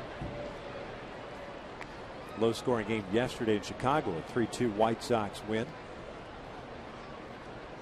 Texas on the verge of getting shut out this afternoon. The Angels with a golden opportunity here to pick up another game.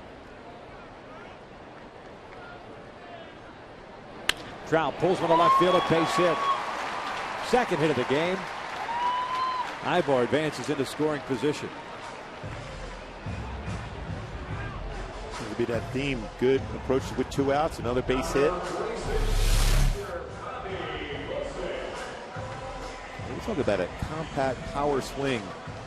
This is the youngster still learning and developing at the major league level here, but that's a perfect swing through that baseball. Hit that into left field.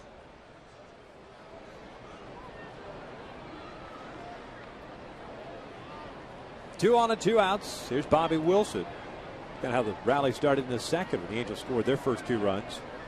Halos today 5 for 8 with men in scoring positions. Time was called. A beach ball has come out to right center field.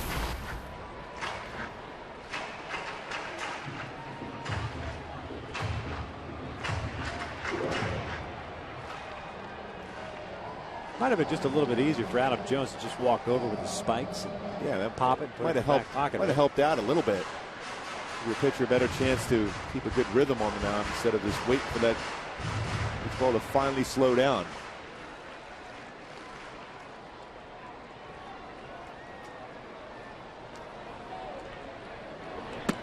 Fastball outside. Wilson 1 for 1. RBI double and a run scored in the second. Had a sac bunt in the fourth inning.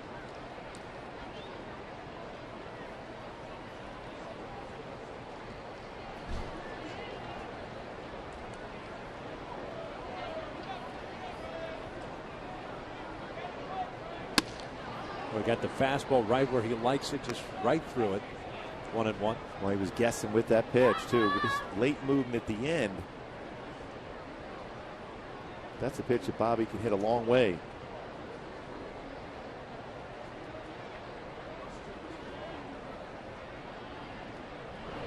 Down low. Sinking fastball there. 2 balls and a strike.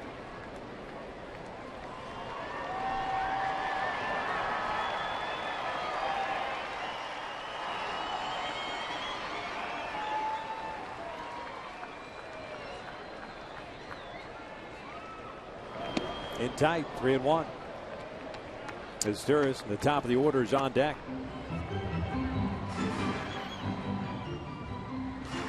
The easiest inning for Brian Mattis was the third. Got the first 2 outs.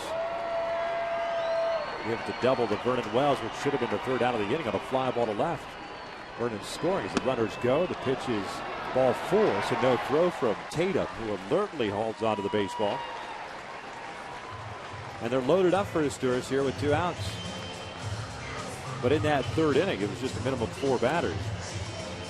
All the other innings, whether it was courtesy of errors or just Angels hits, it's been some stress on the Orioles pitching staff. Throughout this entire one, it's been the approach, not chasing a lot of pitches out of the strike zone. It's been that way since that dramatic home run by Mark Trumbo against the Rangers, the walk-off home run. All of a sudden, more relaxed at the plate. That's what Mickey tries to preach. Get yourself in a fastball count, and when you get a fastball, it could be the first pitch.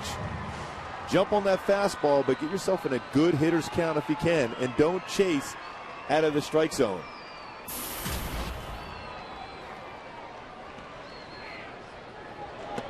Fastball is a strike called right down the middle.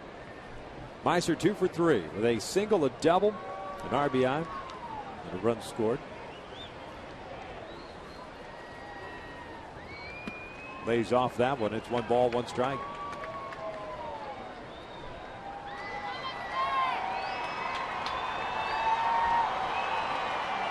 That game now a final in Chicago. 10-0. White Sox winning it. 4 hits only for Texas today. 1-1. The Sturris lifts this one in the air to shallow center. Shading his eyes, makes the catch. That will end the inning. The Angels load him up with 2 outs and leave him loaded through 5. The Halos still on top 6-0.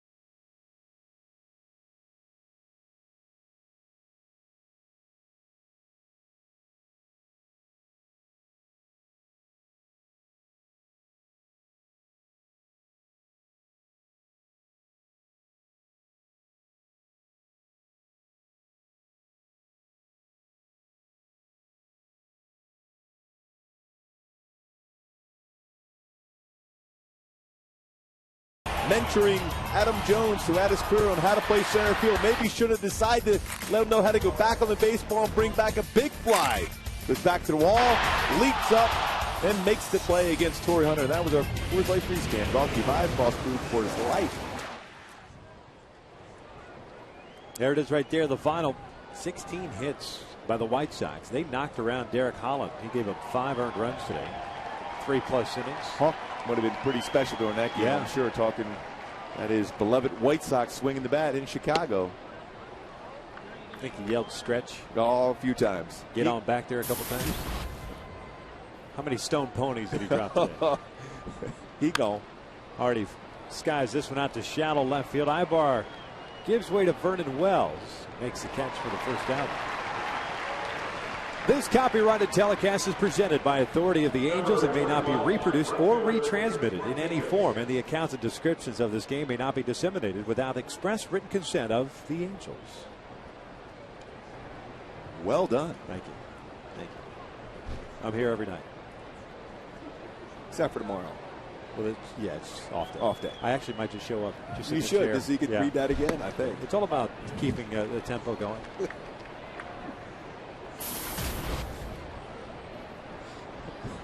Nick Markakis with an 0-1 count. Fouls this one off the left and so I just saw a guy walk down here. These seats just to our right. He's got an old school Montreal Expos jersey on. Tim Raines on the back. I think he's got the hat to boot too. The old circus hat. Red, white, and blue.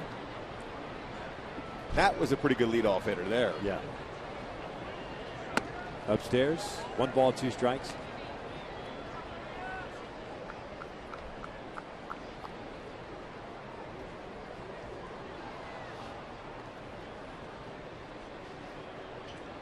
One-two pitch.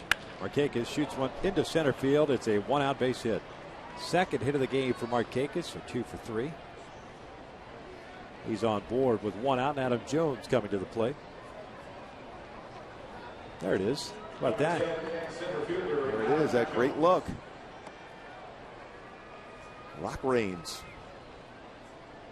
Not the home jersey either. He's got the road. The baby blues. Got to bring back the baby blues. Yes.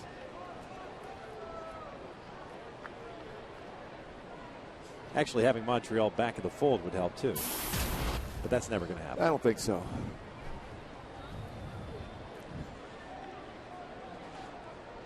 Yuppie was one of the best mascots of all time. God rest its soul. Oh, yeah, that was a great look. Hey, you know what? Yuppie's got a Twitter account. Frankie pitches outside to Adam Jones. What are you trying to say? No, I'm just random thoughts by me. There you go. As well you should.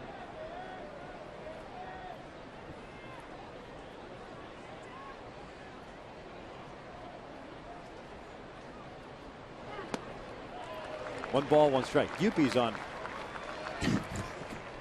God's mascot bench, and he's still twittering. Yes, he is. That's how good he is. Tremendous ability to do so. So it is that easy to do it? Even from high above. 1-1 pitch. Boy, good fastball there. In on the hands, 2-1.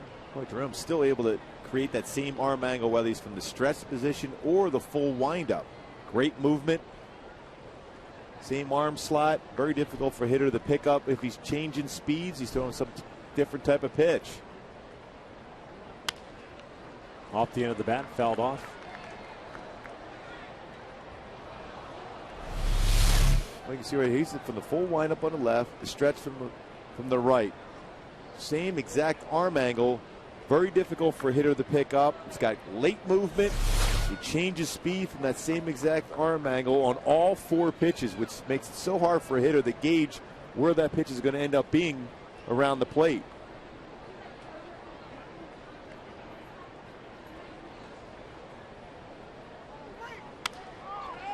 Popped up behind the plate. Boy, got him out on his front foot. Bobby Wilson makes the catch, 2 outs. Fans, now's the perfect time to reserve a suite rental before the end of the summer. Suites offer 12 to 36 guests the opportunity to enjoy a game in a private and luxurious atmosphere. We might even throw in a Gooby visit. To reserve your suite today, call 888-796-HALO or visit angels.com/suites. Boy, the switchboard's lighting up. Right now. There's no doubt about that. They heard Gooby visit. Oh, they're dialing. And why wouldn't you? Here's Vladimir Guerrero with 2 outs and a man on, swinging first pitch, lofting one down the right field line. Mike Trout thinking about taking out that wall down the line. Yeah, not too often you can say that wall could be in jeopardy, but Trout running in there, that wall could be in trouble.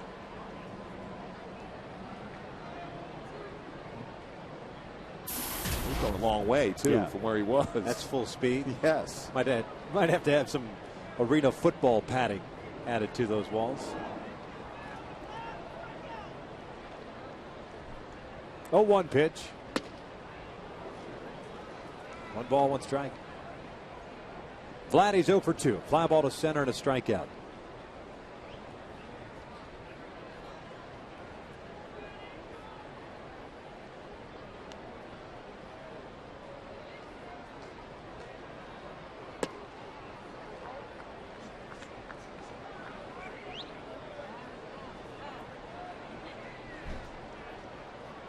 Two balls and a strike here on Guerrero.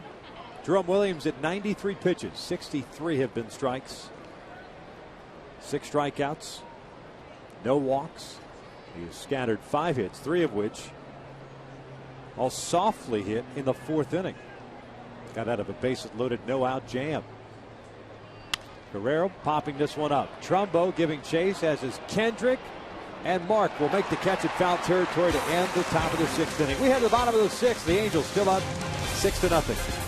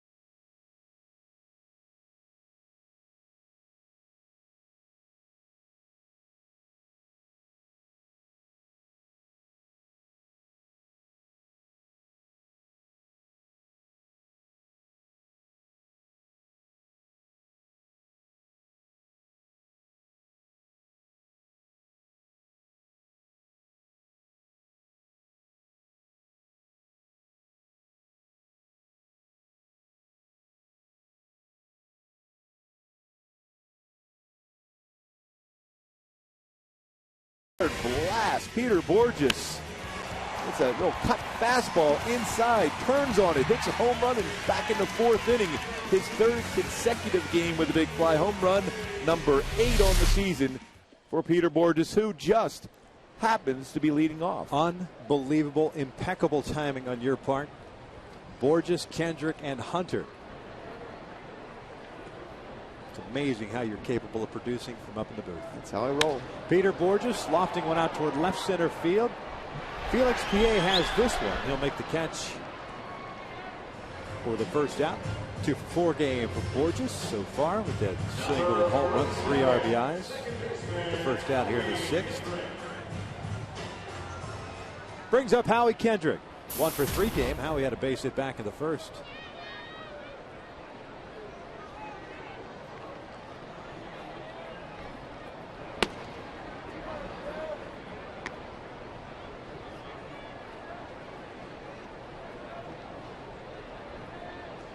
Oh, 1 count on Howie. Ferguson working his 2nd inning of relief. Howie drives one out toward deep left field. PA pulling up, and this one is gone. Big fly for Howie Kendrick. His 10th of the year makes it 7-0 Angels.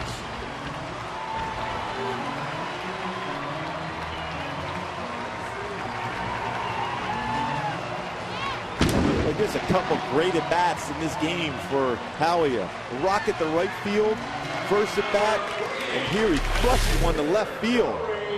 Inner half, able to tuck his hands through and drive that ball out to left field a long way. Torrey Hunter takes a fastball for a strike. Pretty good pop out to left field. The Taco Bell sign. Yep. Home run number 10 on the season. Double figures. He rang the bell. Howie's feeling the excellence. Torrey popping this one up to shallow right. Markakis coming on. Falls off Andino. Makes the catch. There's out number 2. Torrey 0 for 4.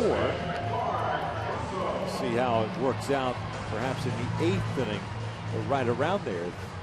It's an opportunity to come back up with that 18-game hitting streak on the line. Here's Mark Trumbo 0 for 3. A strikeout, a fly to right, and a pop-up to the catcher Tatum leading off the 5th.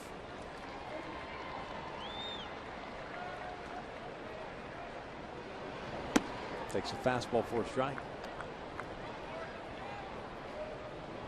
No runs, 5 hits, 3 errors, and 4 left on for Baltimore. 7 runs, 10 hits, no errors, 7 left on for the Angels. 1 ball, 1 strike. See at times with Burgess, he's got a good sinking fastball, but drops the elbow on occasion. That's where you get that run in off the plate. And that's that pitch that when Pinero's not on his game, that's the pitch that he gets hurt with. If you're a sinker ball, you have to stay on top of the baseball as much as you can. That way you can work down. You're not going to get hurt necessarily in the air when you work down. You can give up a lot of ground ball base hits. You're not going to be giving up the long ball if you stay down around knee level or below. Broken bat, soft liner off the glove of Davis. That's a fair ball. Trumbo on his way to second. And we'll see if they call that a double or an error on Davis. And it is going to be ruled a double for Mark. His 25th of the year.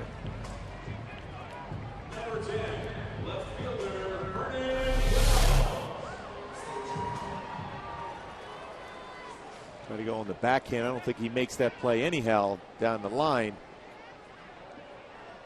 Off his glove and off his body, and Trumbo able to get into second base with a double. That's even with a snapped bat. Powering it down the line. Man in scoring position for Vernon, who takes outside. Wells is 1 for 3. He had that double that PA lost in the sun. Stole third and then scored on the throw by Tatum that went into the outfield. It's 2 balls and no strikes. 2 more home runs for the Angels today. 110 now on the season. Vernon fouls this one off to the right. 2 balls and a strike. And that's a frustrating thing for Vernon. 2-0 count. Good pitch to hit and you miss your pitch again. He's got to get the confidence back in his swing and his approach.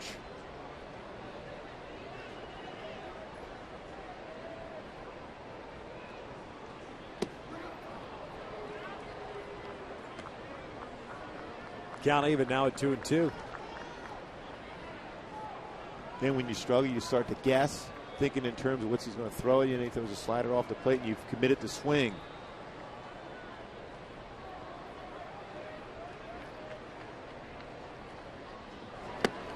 And Wells goes down swinging. That will end the inning, but the Angels tack on a run, courtesy of Howie Kendrick's 10th home run of the season. 6 in the book, 7-0 Angels.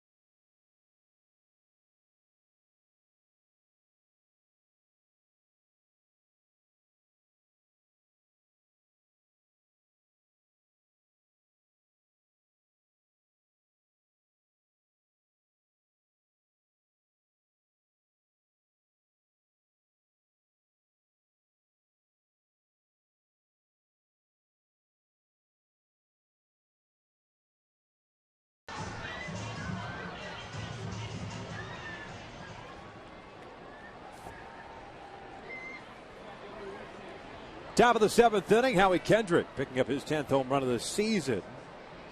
Halos tacking on another run in the 6th inning. Here in the 7th. It'll be Matt Wieters, Robert Andino, Felix Pierre against Jerome Williams. First pitch is outside for ball 1. Wieters is 0 for 2, a strikeout and a double play ball. This is absolutely a tremendous story. Jerome Williams getting his first start since '07. It's been absolutely phenomenal here. Pitch up in the zone here.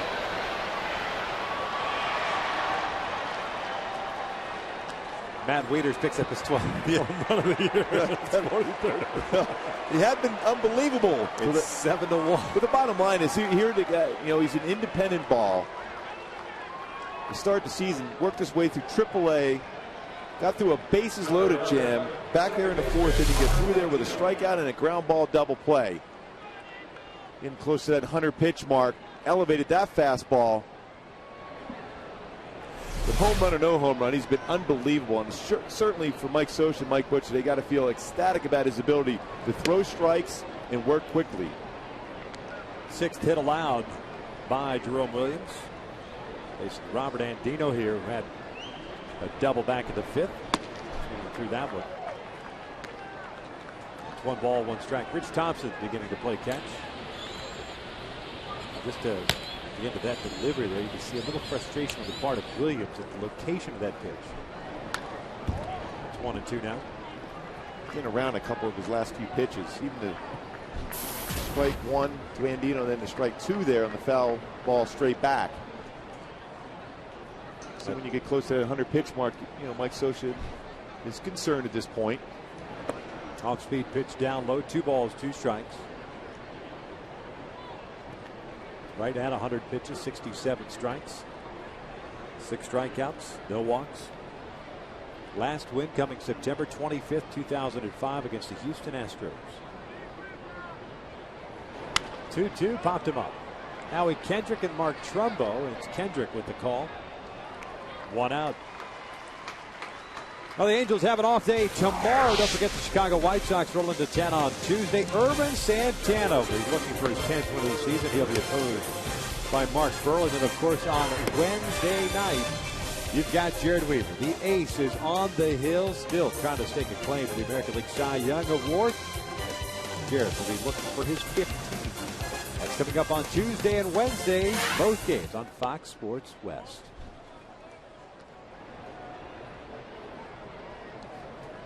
Felix Pierre is 0 for 2 with a strikeout and a fly ball to center. Grounds this one to second base. Howie Kendrick is there. 2 outs.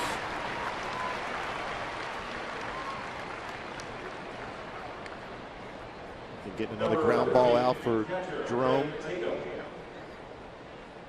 After getting ahead of his mechanics enough, he elevated that pitch for the home run by Wieters. Gets a couple quick outs after that.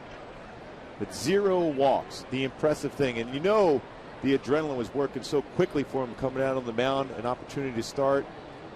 Four-team independent race. Tatum takes the breaking pitch outside. Tatum has gone down swinging twice.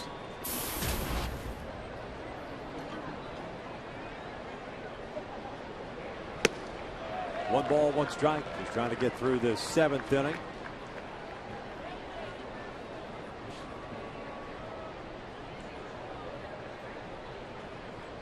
Here's the 1-1 pitch. Foul back, 1-2.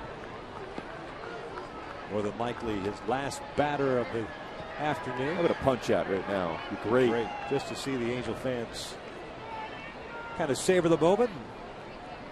Welcome him into the fold in his first start. Ground ball to third. This should be the 3rd out. As Sturris across the diamond, that will do it. Boy, what a performance today by Jerome Williams. First start since 2007. Looking for his first win since 2005. Big high five to Bobby Wilson. The Angel fans acknowledge it. 7th inning stretch time with the Angels up 7-1.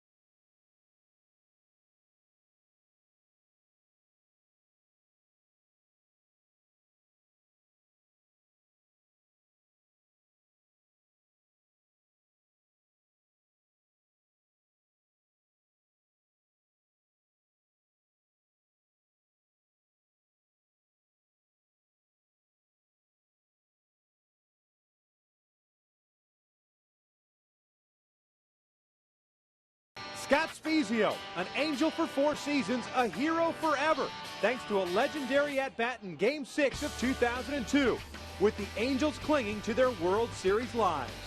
We got a chance and we set the table for Scott. He hit the home run that got us back in the game. When he hit it, we all held our breath for what it seemed like 25 seconds for that thing to come down. And the little electricity button got pushed, and boy, it was on.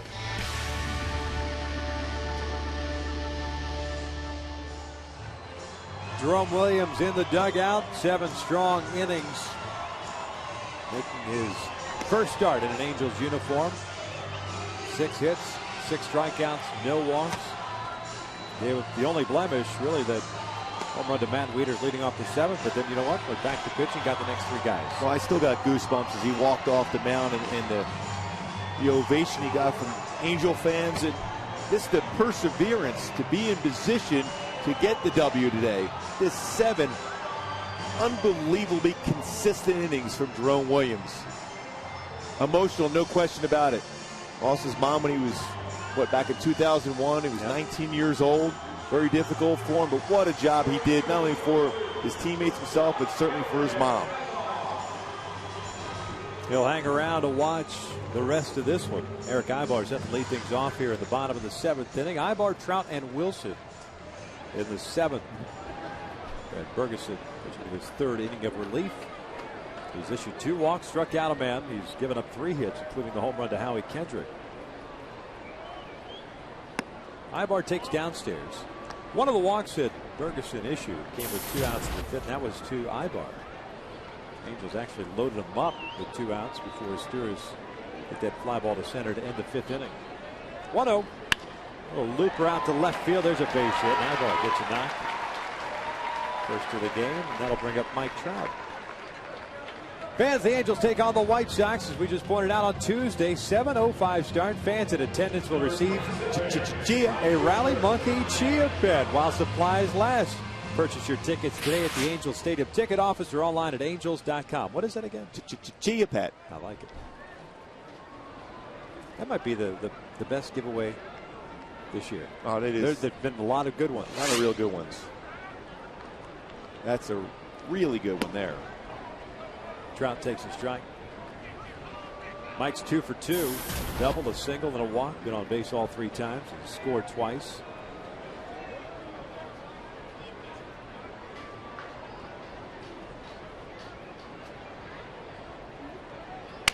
Broken bat chopper to 3rd. Davis has it. Feeds Andino for 1. The relay to first is in time. A double play. So 2 outs and nobody on. Andino got rid of that baseball quickly. Many opportunities to double up. Mike Trout has a great turn. Quick release. Strong arm he has also.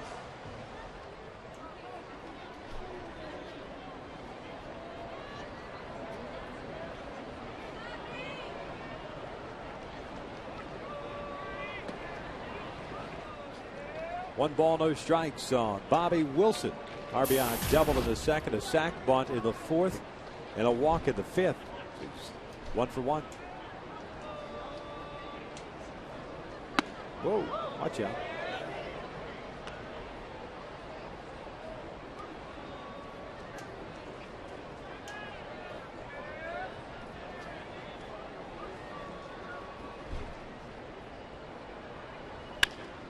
This one bounced to short. J.J. Hardy has it on 2 hops. And Wilson is retired for the 3rd out. 7 complete here at the Big A. Rich Thompson coming on with a 7-1 Angels lead.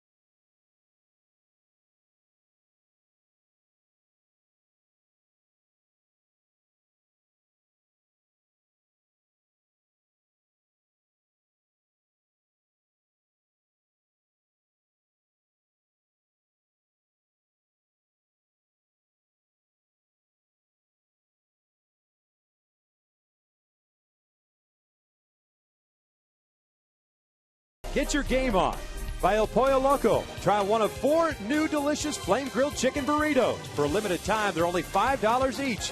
El Pollo Loco. Feel the Mexcellence. And by Time Warner Cable.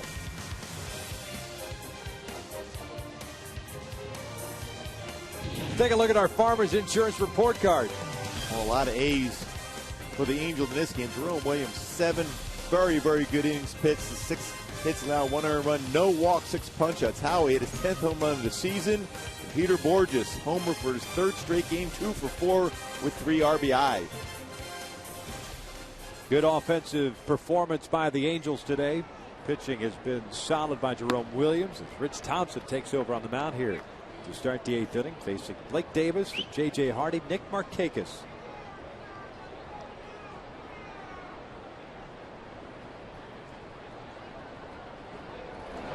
Davis getting to start over at third base today, has a 2-ball, no-strike count.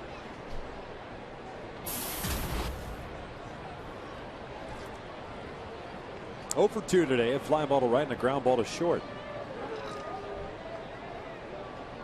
Trying to Cal State Fullerton. Swinging 2-0. The fly ball to shallow left. Ibar gives way to Wells, who drops it.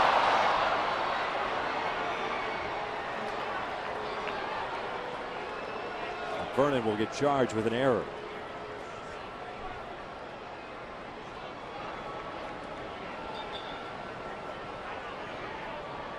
So Davis reaches second base on that error, the 3rd by Vernon this year. Yeah, Eric Ibar is calling it all the way through, but the outfielder, and Vernon Wells, always the easier play for an outfielder coming in on the baseballs compared to infielder going back. Called off. Ibar gets out of the way. See the communication, but then the ball hits the heel of the glove of Vernon Wells, falls in for an error. Here's J.J. Hardy, the leadoff man, takes down low. Hardy today 1 for 3, had a base hit in the 4th inning. He's grounded out, hit a fly ball to left. The other 2 plate appearances.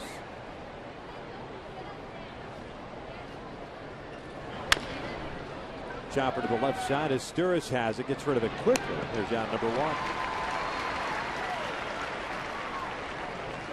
It's the first outing for Rich since pitching an inning and 2/3 on Monday against Texas. Gave up 2 runs in that game on 3 hits, including a couple of home runs.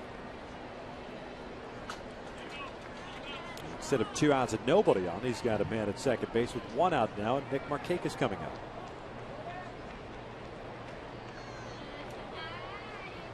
The bottom line with Rich Thompson, similar to what you've seen out of Fernando Rodney, is not commanding the strike zone. Rich is very good stuff. Very good swing and miss curveball. And his fastball, when he throws it the outer part of the plate with sink, very effective pitch.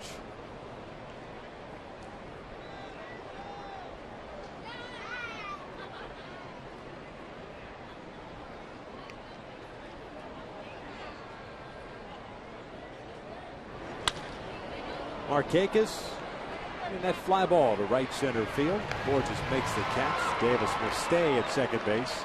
Boy, nice throw by Borges too.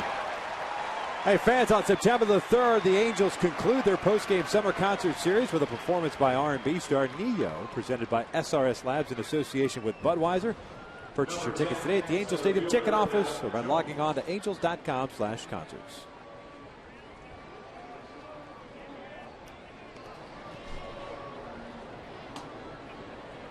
So 2 outs. Davis still standing over at second base, and here's Adam Jones, the center fielder.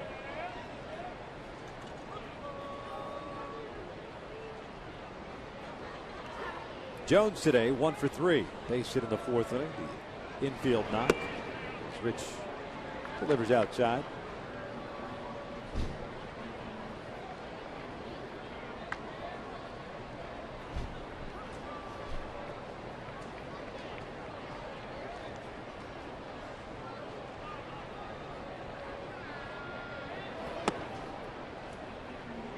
Two balls and no strikes.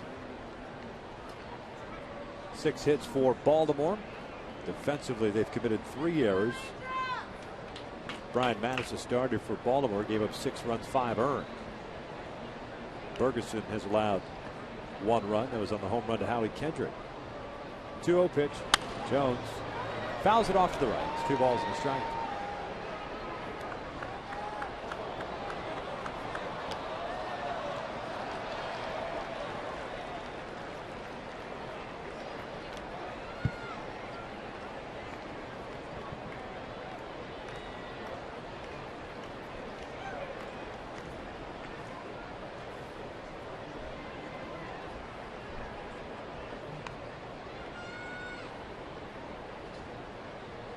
Two-one pitch.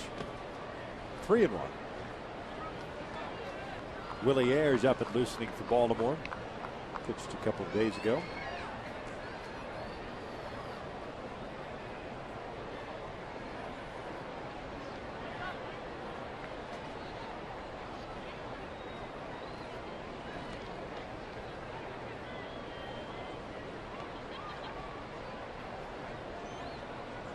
Vladimir Guerrero on deck. 3-1 pitch. Walked him. 2 on, 2 outs. Certainly the one thing you don't want to do if you're Rich Thompson is walk batters to give them more opportunities to get back in the game, especially when you got 2 outs, get a chance to get through the inning.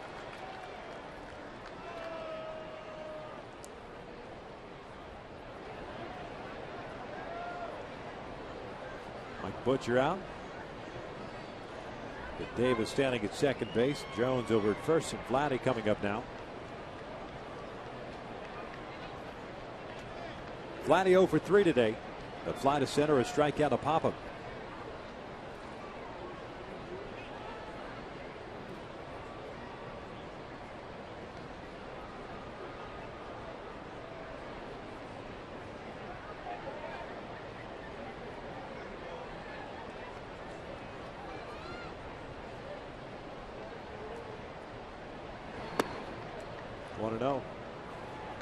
The Halos, who snapped their 5-game losing streak with that come from behind win on Thursday against Texas, trying to make it a 4-game winning streak.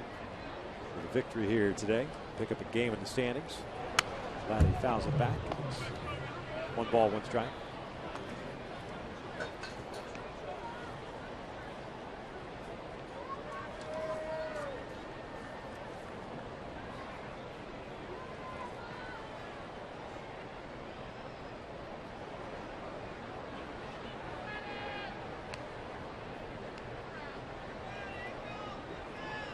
Thompson's 1-1 outside, 2 balls and a strike.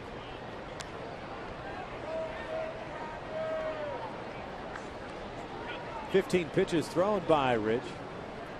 9 balls, 6 strikes. Not helped out by the drop fly ball. Glove of Vernon Wells. Blake Davis, leadoff man, reached second base on that error.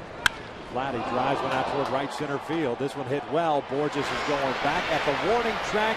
Leaps up, and he will make the catch for the 3rd out. No runs, no hits, 1 error, 2 left on. We hit to the bottom of the 8th. Halos leading at 7-1.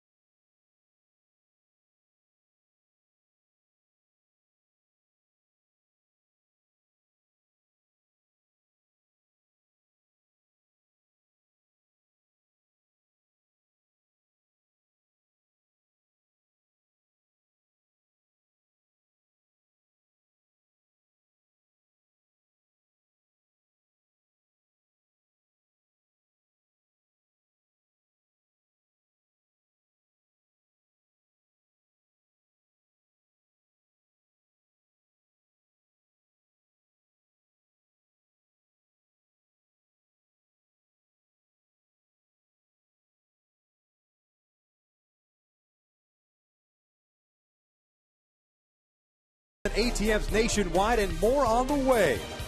Take a step forward and chase what matters.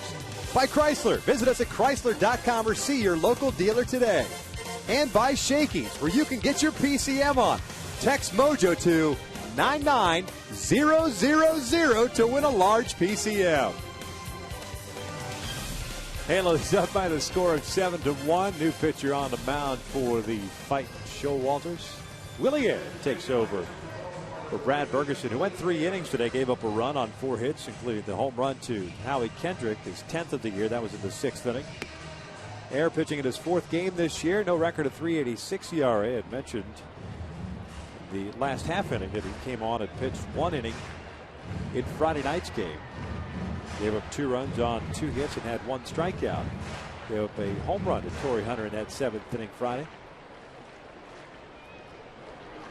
Torrey needing an at-bat here, or a plate appearance, to try to extend his hitting streak. 0 for 4 today. He's scheduled to bat 4th in the 8th, with the top of the order due up here is Sturis, Borges, Kendrick.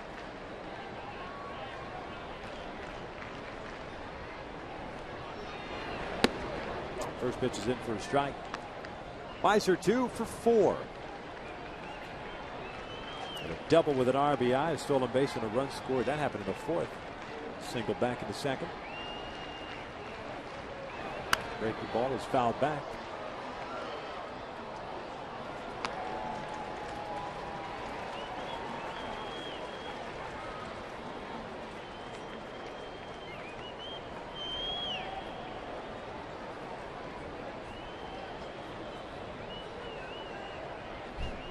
Oh-2 count here on Meiser.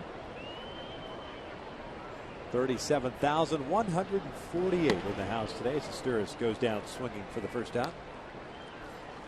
Now it's time for a Jaguar performance. What a performance it has been for Peter Borges in this entire series on Friday night. Peter Borges down the left field line. Saturday night special for Peter Borges in the Sunday afternoon swing out of the ballpark. Back-to-back games for Peter Borges with the big fly. Stepping up now with 1 out, nobody on. 2 for 4 game today. 3 runs batted in.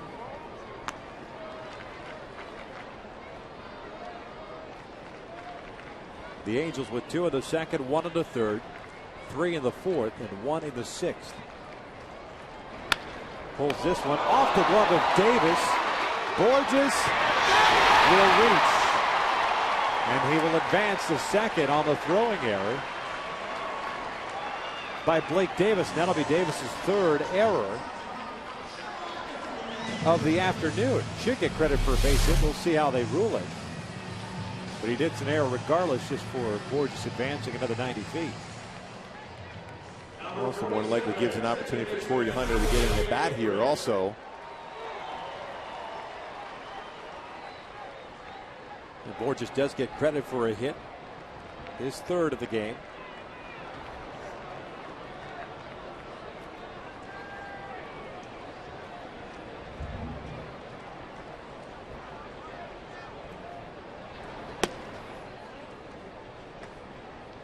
Tough afternoon for Blake over at 3rd base.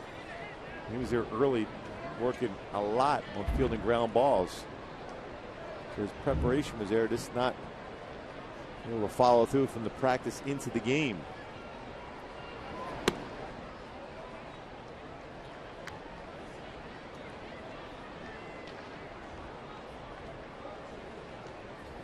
Two balls and no strikes on Howie Kendrick.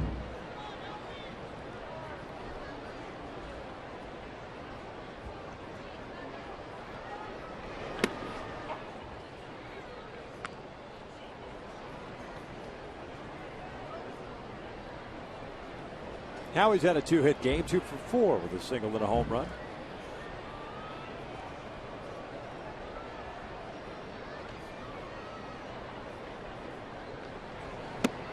Two and two.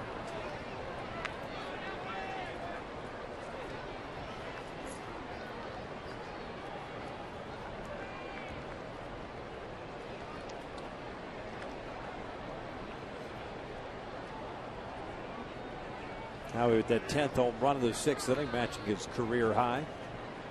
done it twice. He's jammed there on that fastball. Count remains at 2-2.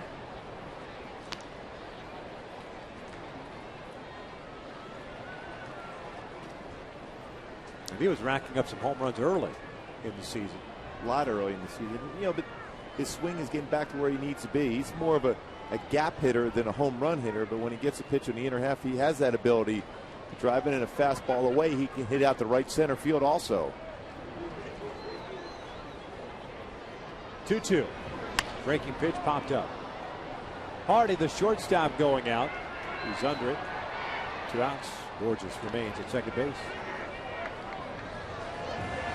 So Torrey will get an opportunity here with 2 outs. He's trying to extend that hitting streak, currently at 18 games.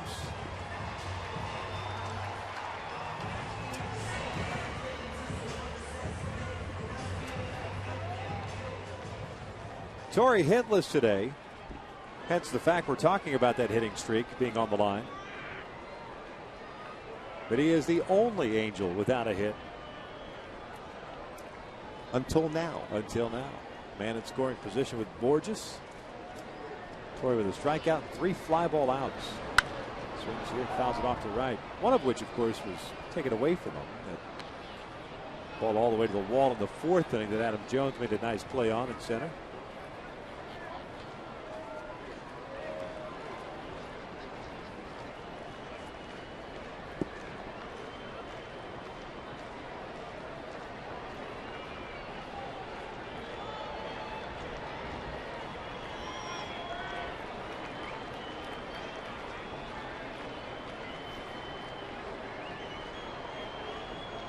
Oh, 1 pitch.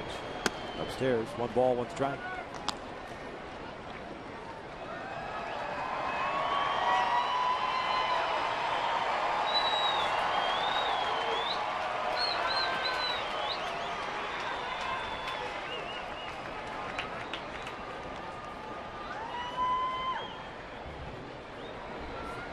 Inside, 2-1.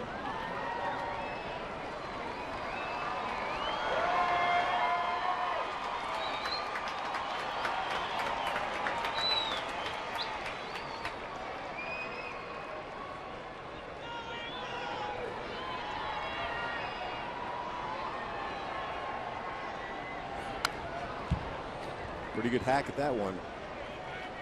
Off speed and mislocation.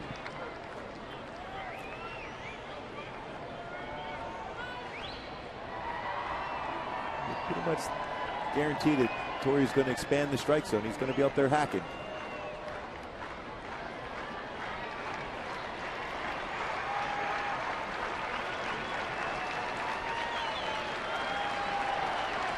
Two balls, 2 strikes, and 2 outs. Borges standing at second base. An infield hit and an error putting him there. Strikes out swinging, and Torrey's hitting streak appears to have come to an end. We head to the 9th. Looks like Rich Thompson coming back out. The Angels with a 7-1 lead.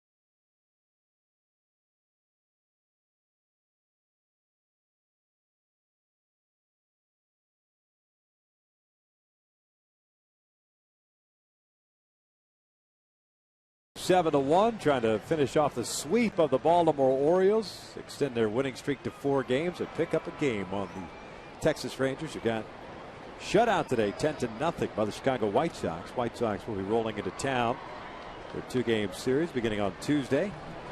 It's good they have the off day tomorrow too, so they can cool the bats down after today's 10-run performance.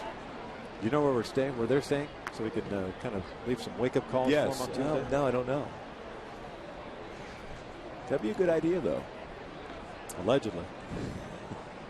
Matt Wieters is 1 for 3. Had a home run off Jerome Williams. That was in the 7th. The only blemish really on Williams' start. His first since 07. Looking for his first major league win since 2005. Jerome went 7 innings, 6 strikeouts, 1 run on 6 hits. Home run by Wieters, his 12th of the year. Jerome had settled down, got the next 3 guys, and finished off his 7 innings. Boy, was he good. I mean, he hit his spots. He stayed away from the middle part of play almost the entire game. Run away.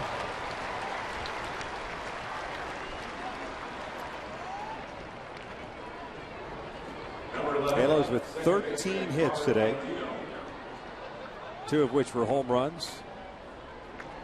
Meister Asturias with a 2-hit performance. Borges with 3 hits. Mike Trout with 2 hits.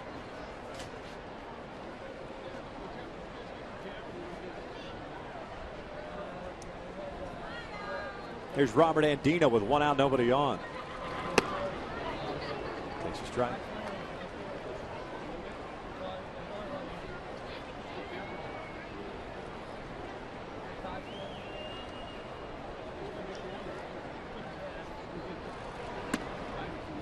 Count even now, 1 ball, 1 strike.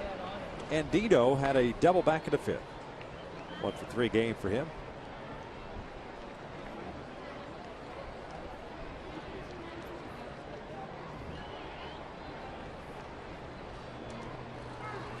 Thompson working his 2nd inning of relief. No hits allowed. Gave up a walk with 2 outs to Adam Jones in the 8th. But Vladimir to fly out to deep right center field to end that 8th inning.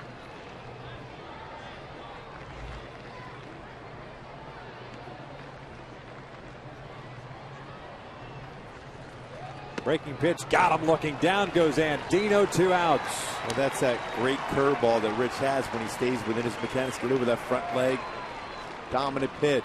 If he gets ahead of the count, he can drop that 12-6. What a great break that was. So 2 outs. As Felix P.A. steps to the plate.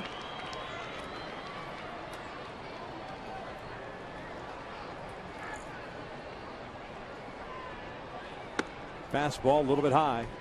1 ball, no strikes. P.A. getting the start in left field today. 0 for 3. A strikeout, a fly to center, and a ground ball to second base. This final out, give Jerome Williams a W. Let him savor it for a couple of days. He certainly pitched well enough to earn another start, you would think. Oh, excellent effort by him. Off speed upstairs, 2 balls and a strike.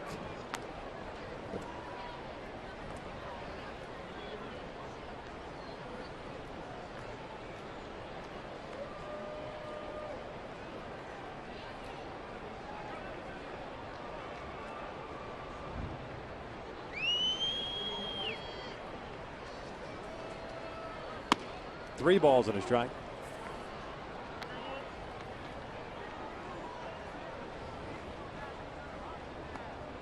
I think the win today for Jerome Williams calls for a beer shower in the clubhouse. You know what, that's, I mean, when you think about how long and how hard it's been for him to get back to this level and be in position to get that W. 2 out walk here brings up Craig Tatum. Number 15, catcher Craig Tatum. Playing independent ball earlier this year, Jerome was. Halos down into a minor league deal, goes down to AAA Salt Lake. If you're a young pitcher looking into the game today, just look at the importance of a pitcher throwing strikes, working quickly, and utilizing his defense. That's how you win ball games. And change speeds extremely well.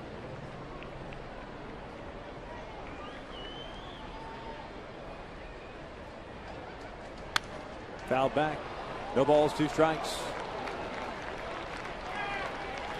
That foul ball was kind of in Tim Meade territory, wasn't it? Downstairs? I think so. 1 strike away of picking up the victory here. It'll be the Angels' 69th win of the season. Bouncing the breaking pitch out in front of the plate. A 1-2 count on Tatum, who's 0 for 3 today. Getting to start behind the plate with Wieters getting to start at first. 2 strikeouts and a ground out for Tatum.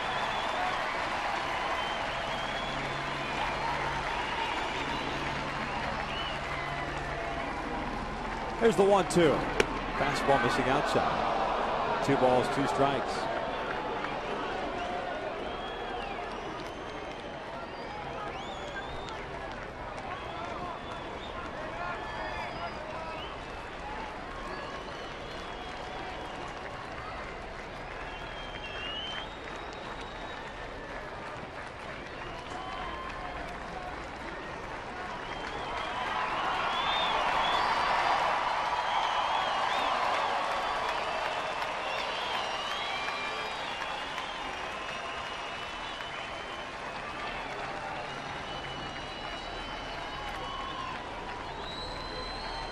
The 2-2 popped up. Bobby Wilson with the call. Trumbo's coming on, but it'll be Bobby making the catch. Light that baby up as the Angels complete the sweep of the Baltimore Orioles, winning today 7-1. And congratulations to Jerome Williams. First victory since 2005. What an absolutely dominant performance. 7 innings, 1 earned run, no walks, 6 punch-outs. The offense once again hit some home runs. Pick up a full game on the Rangers again. Just 4 games back. The off day tomorrow, and of course Texas taking on the Boston Red Sox. But Peter Borges, 3 games in a row with a home run. Troy Hunter's hit streak stopped, but how he was able to hit a home run himself. Matching his career high of 10. Jerome Williams with the win. Brian Matusz takes the loss. First sweep at home for the Angels since they swept the Mariners back in early July. Stick around. Angels Live is coming up. We get a chance to talk with Peter Borges.